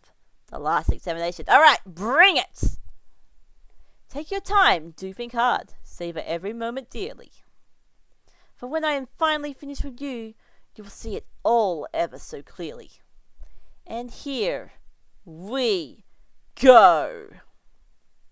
Choose one of the words that you feel resonates with you most in this very moment. Destructive, insane, unclean, volatile. I'd probably go volatile. I'm just gonna speed run this.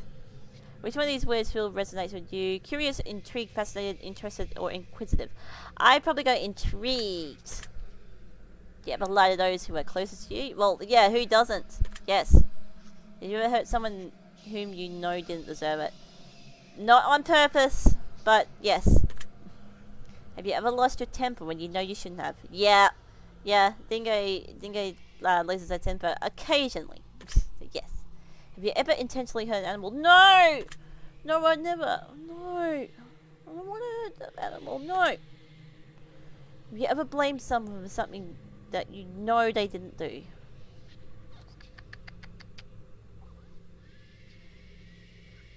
I guess in a joking way, but never like serious. So I have to say no. Have you ever abandoned a pet? No! No. All my pets. All my pets are my friends. They are all my family. I would never abandon them. Have you ever abandoned a loved one in their time of need? Not that I can think of. I hope not. Have you ever stolen from something from someone that you care about? No, I don't. Not that I can think of. I don't think I have, and I don't steal. I think the only time I remember stealing something was I stole that little Kinder Surprise toy from my cousin when I was like 3. I don't know. So no. Have you ever broken something to spite someone that you cared about? No, I have a thing about all like material things like. I can't break them on purpose. Like, I feel like I treat them as if they're like living things. Like, I don't want to hurt something. It's probably a little weird, but yeah, I don't like breaking things. So no, even despite someone saying no. Have you ever played victim in a situation even though you hadn't been wronged? Probably. Oh wait. Maybe not. I can't think of any specific examples. And I am on a little bit of a time crunch, so... I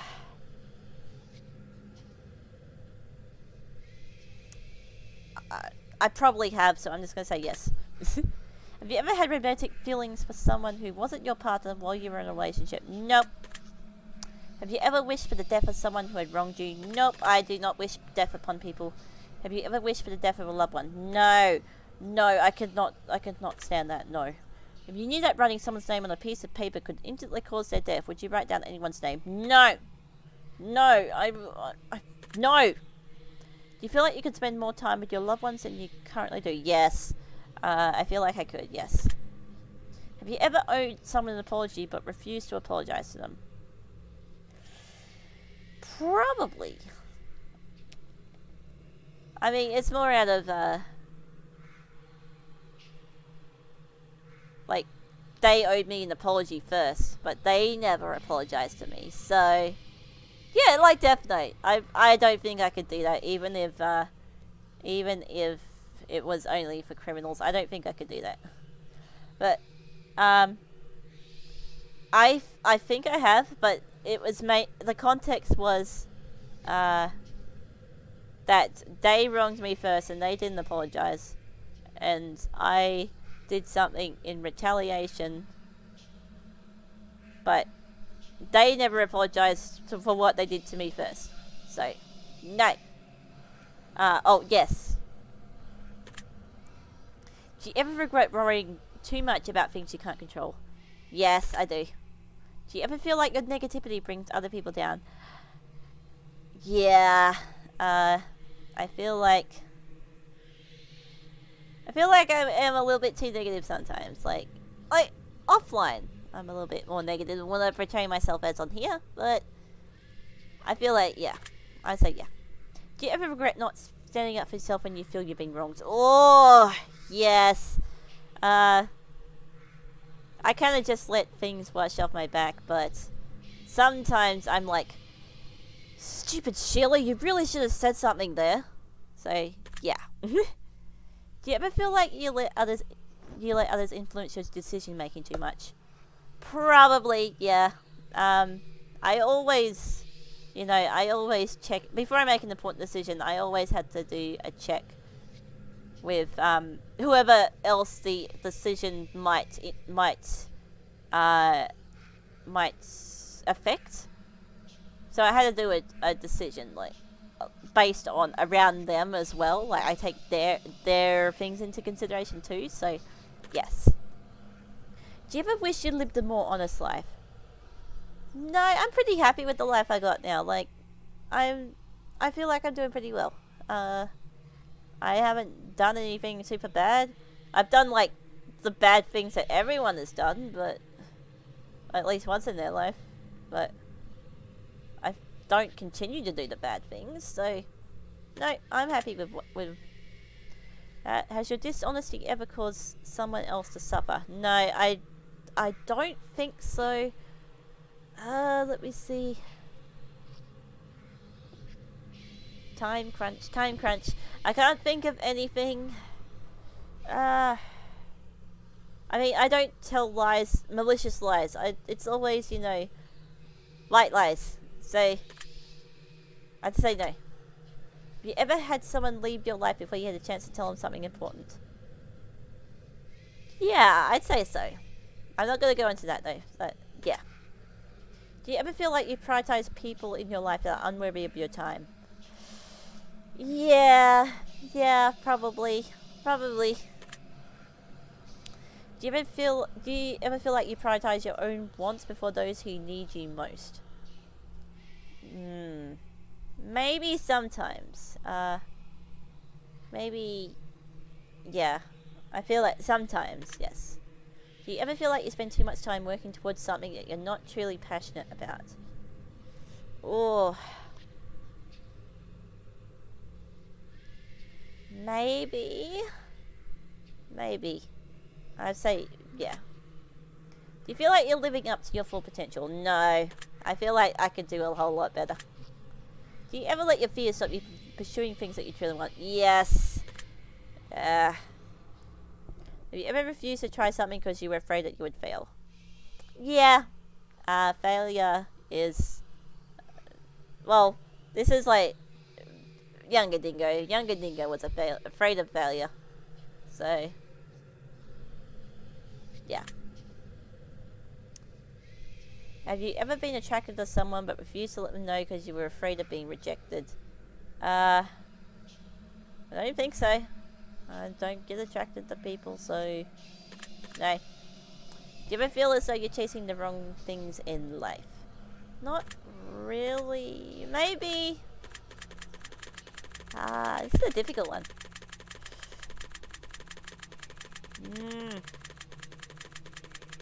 Time crunch. I'm gonna say... yeah. Sometimes, yes. Do you feel like you spend so much time playing for the future that you enjoy the present? Yeah, sometimes. Do you feel like your friends and family like you more than you like them? No, I feel like... sometimes I feel like I like others more than they like me, so... no. Have you ever loved a pet more than your family? Yeah, I would probably say yes for that. Do you ever make up excuses to get out of going to an event instead of just telling the person who invited you that you just don't want to go? Sometimes. Sometimes, yeah. Do you ever feel like you spend more time with technology than you do building stronger bonds with your friends and family? Yes! Yes. I am guilty. Guilty as charged. Have you ever defended someone that you shouldn't have?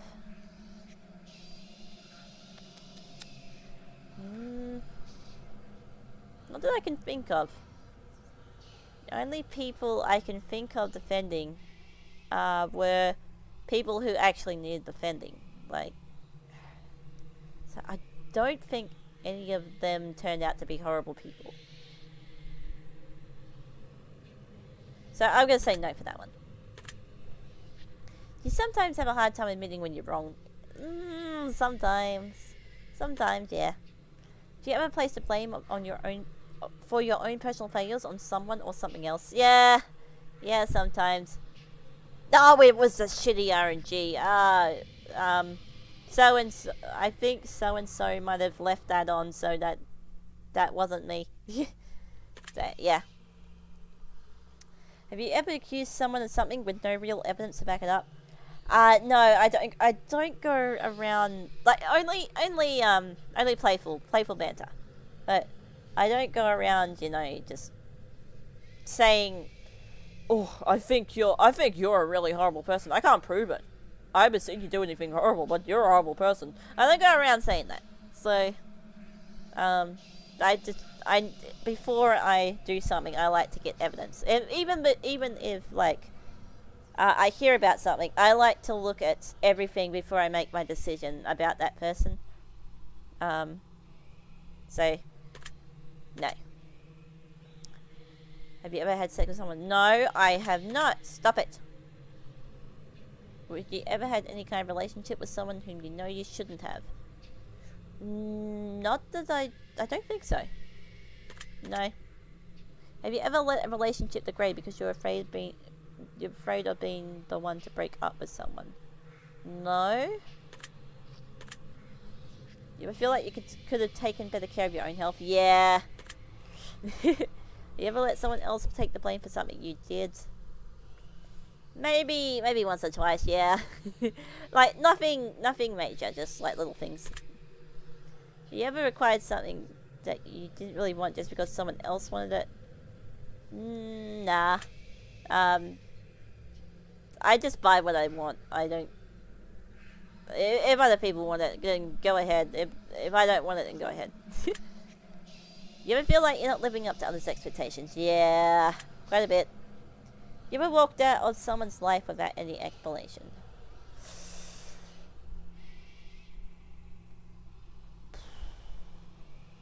I don't think so. No, I don't think so. You ever feel like you focus more on the negative aspects of life and what you don't have rather than being grateful for what you do have? Sometimes, yeah. Have you ever witnessed someone being wrong but didn't have the courage to stand up for them? Yeah. Especially when I was younger. Now I got a bit more confidence about myself, but when I was younger, I couldn't really do anything, so yeah.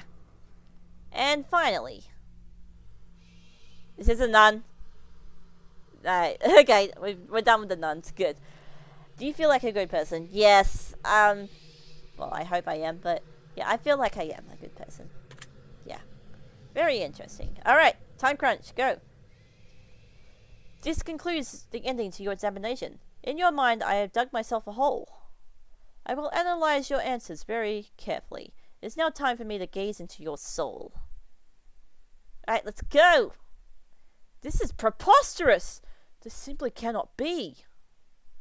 I have expected every potential outcome, but yours seems to have evaded me. What? I was prepared to tell you of your fate, to play upon your fear, to break the worst of news to you, to plant seeds of doubt within your ear. But as I've asked you to be honest with me, I hear rain. I must in turn be just as honest with you. Oh, actually, if it's raining... Ah, shit. Phone, turn on. For as much as I wish to lie, I'm forever shackled to the truth. From what I can conduct from deep within, from everything you shared with me. In return, I shall share this with you. This is what I see. Alright, this is fairly interesting. You're among the rare few people who have an incredible amount of untapped potential, and you're not using this potential to your advantage. I think you need to take a good hard look at what you invest your time into, and ask yourself if it's really, truly worth it. Oh, okay. Considering how limited your time actually is in life, are you doing everything you can to accomplish your goals before the time eventually inevitably runs out? Because I don't think you are, and I think you know that. Yeah. I mean, isn't this similar to what they were telling us about in the second one? The only reason I'm telling you this is because it's what you need to hear. You could be doing such amazing things, but you aren't spending time focused on using those things to your advantage or improving them enough. You got a natural knack, some real, raw, but powerful talent. Hang on. Alright, phone's starting up. Hurry up. I may have to leave, so I gotta be quick. If you're either not working hard enough to harness it, or you're spending your time improving the wrong aspects of your life that you feel deep down, my advice to you is spend some time thinking about where you're going to end up in the next 10 years if you continue on the path you're currently now. Yep.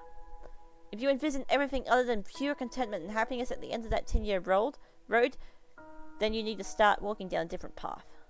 Once you figured out this part, you're going to be a hell of a lot happier, and I think you can already feel the truth in that. Yeah. Ah, come on, phone. Start up! Oops.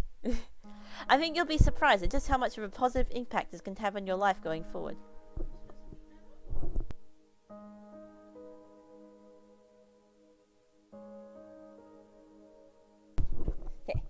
I think you'll be very surprised just how much of a positive impact this can have on your life going forward.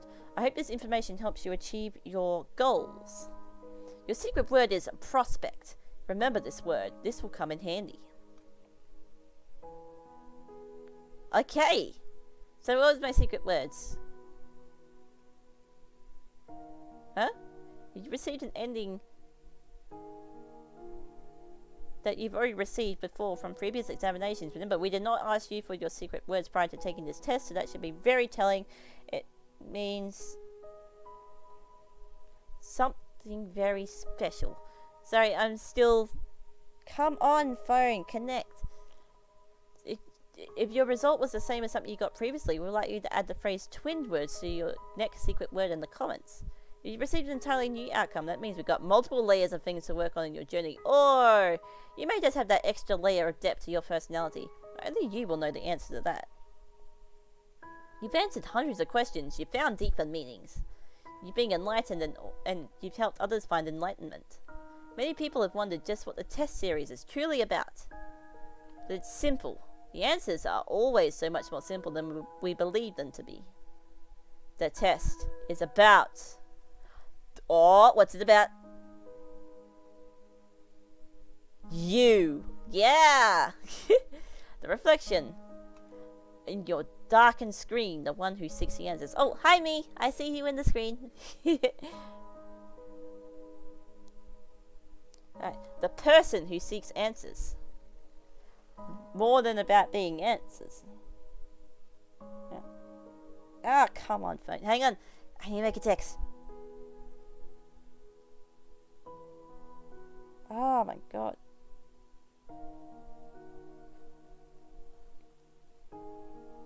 Okay, more than about being the answers. The test is more so about the questions. The test is about making you think. It's about encouraging you to open up and admit that you're human.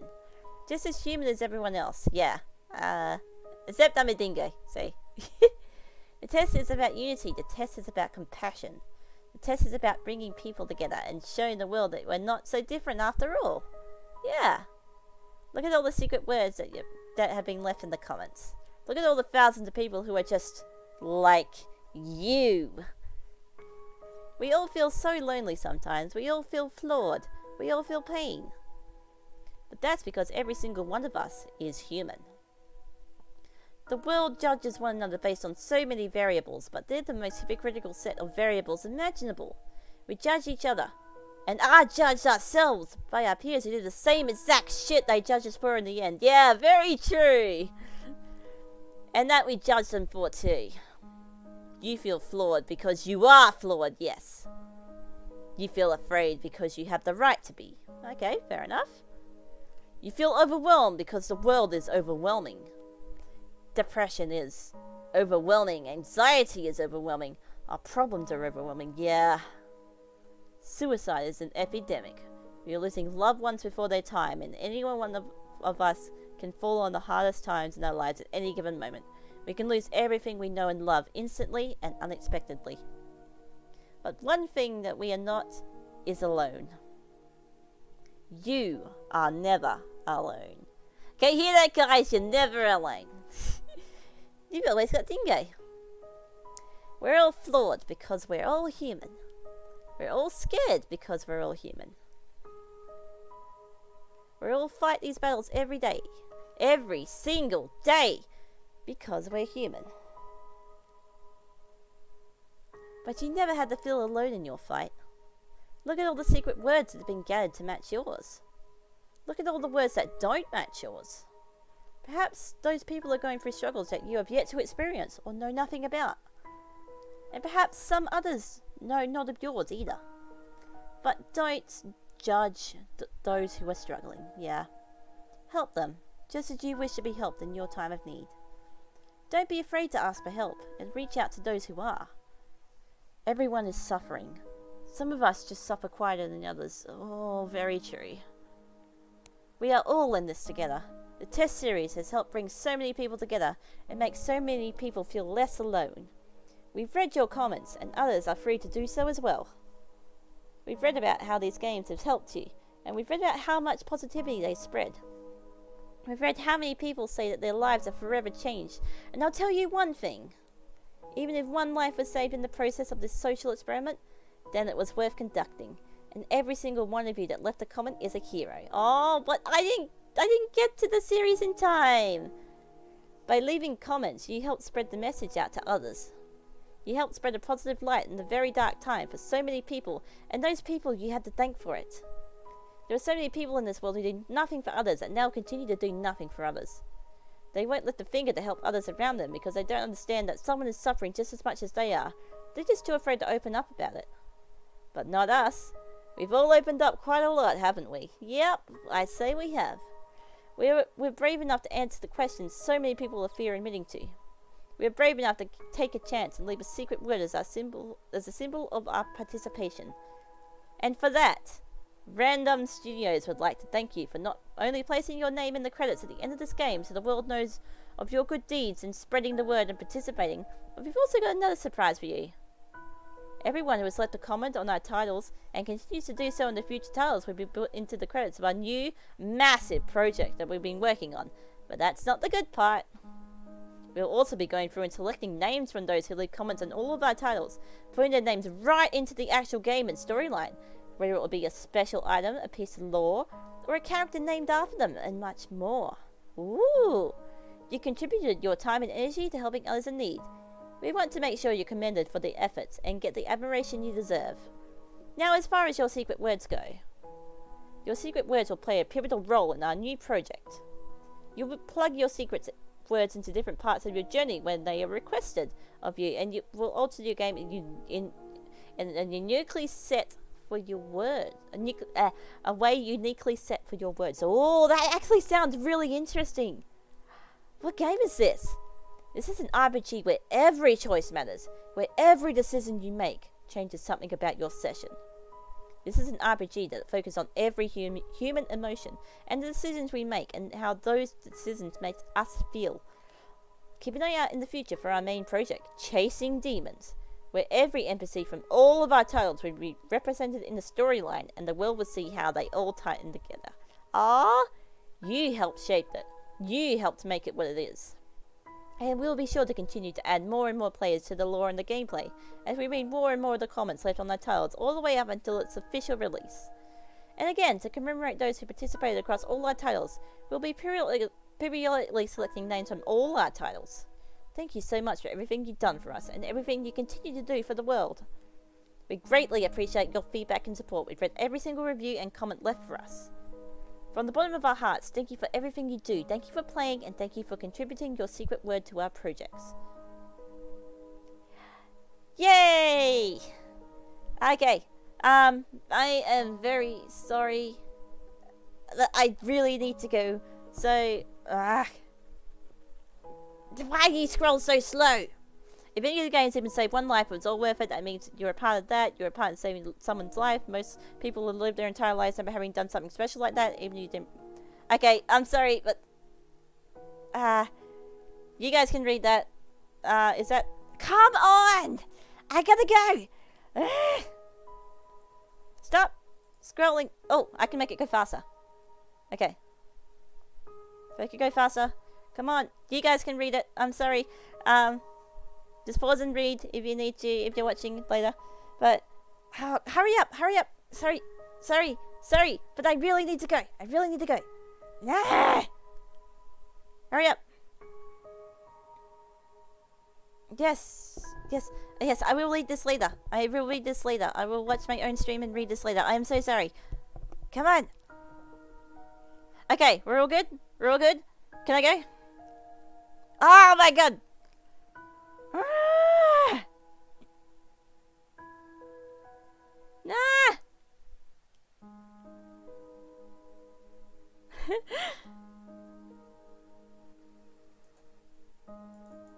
Okay. Yeah, I'll give the testing chamber a chance. Yeah, I'll play the other games.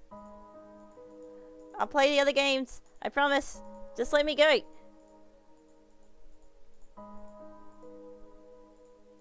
I know!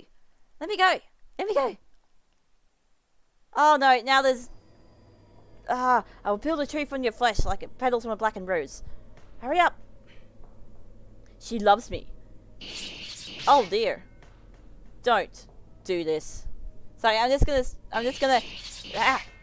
She loves me not. Oh, come on! She loves me. Please. I beg of you. Ah! Come on! She loves me not. I'm just skipping. Skip. Oh my god, stop! Gah! She loves me. Oh my god! She loves me not. She will never love a monster like you. Oh dear. So let her choice take this toll. In her cell, may she rot.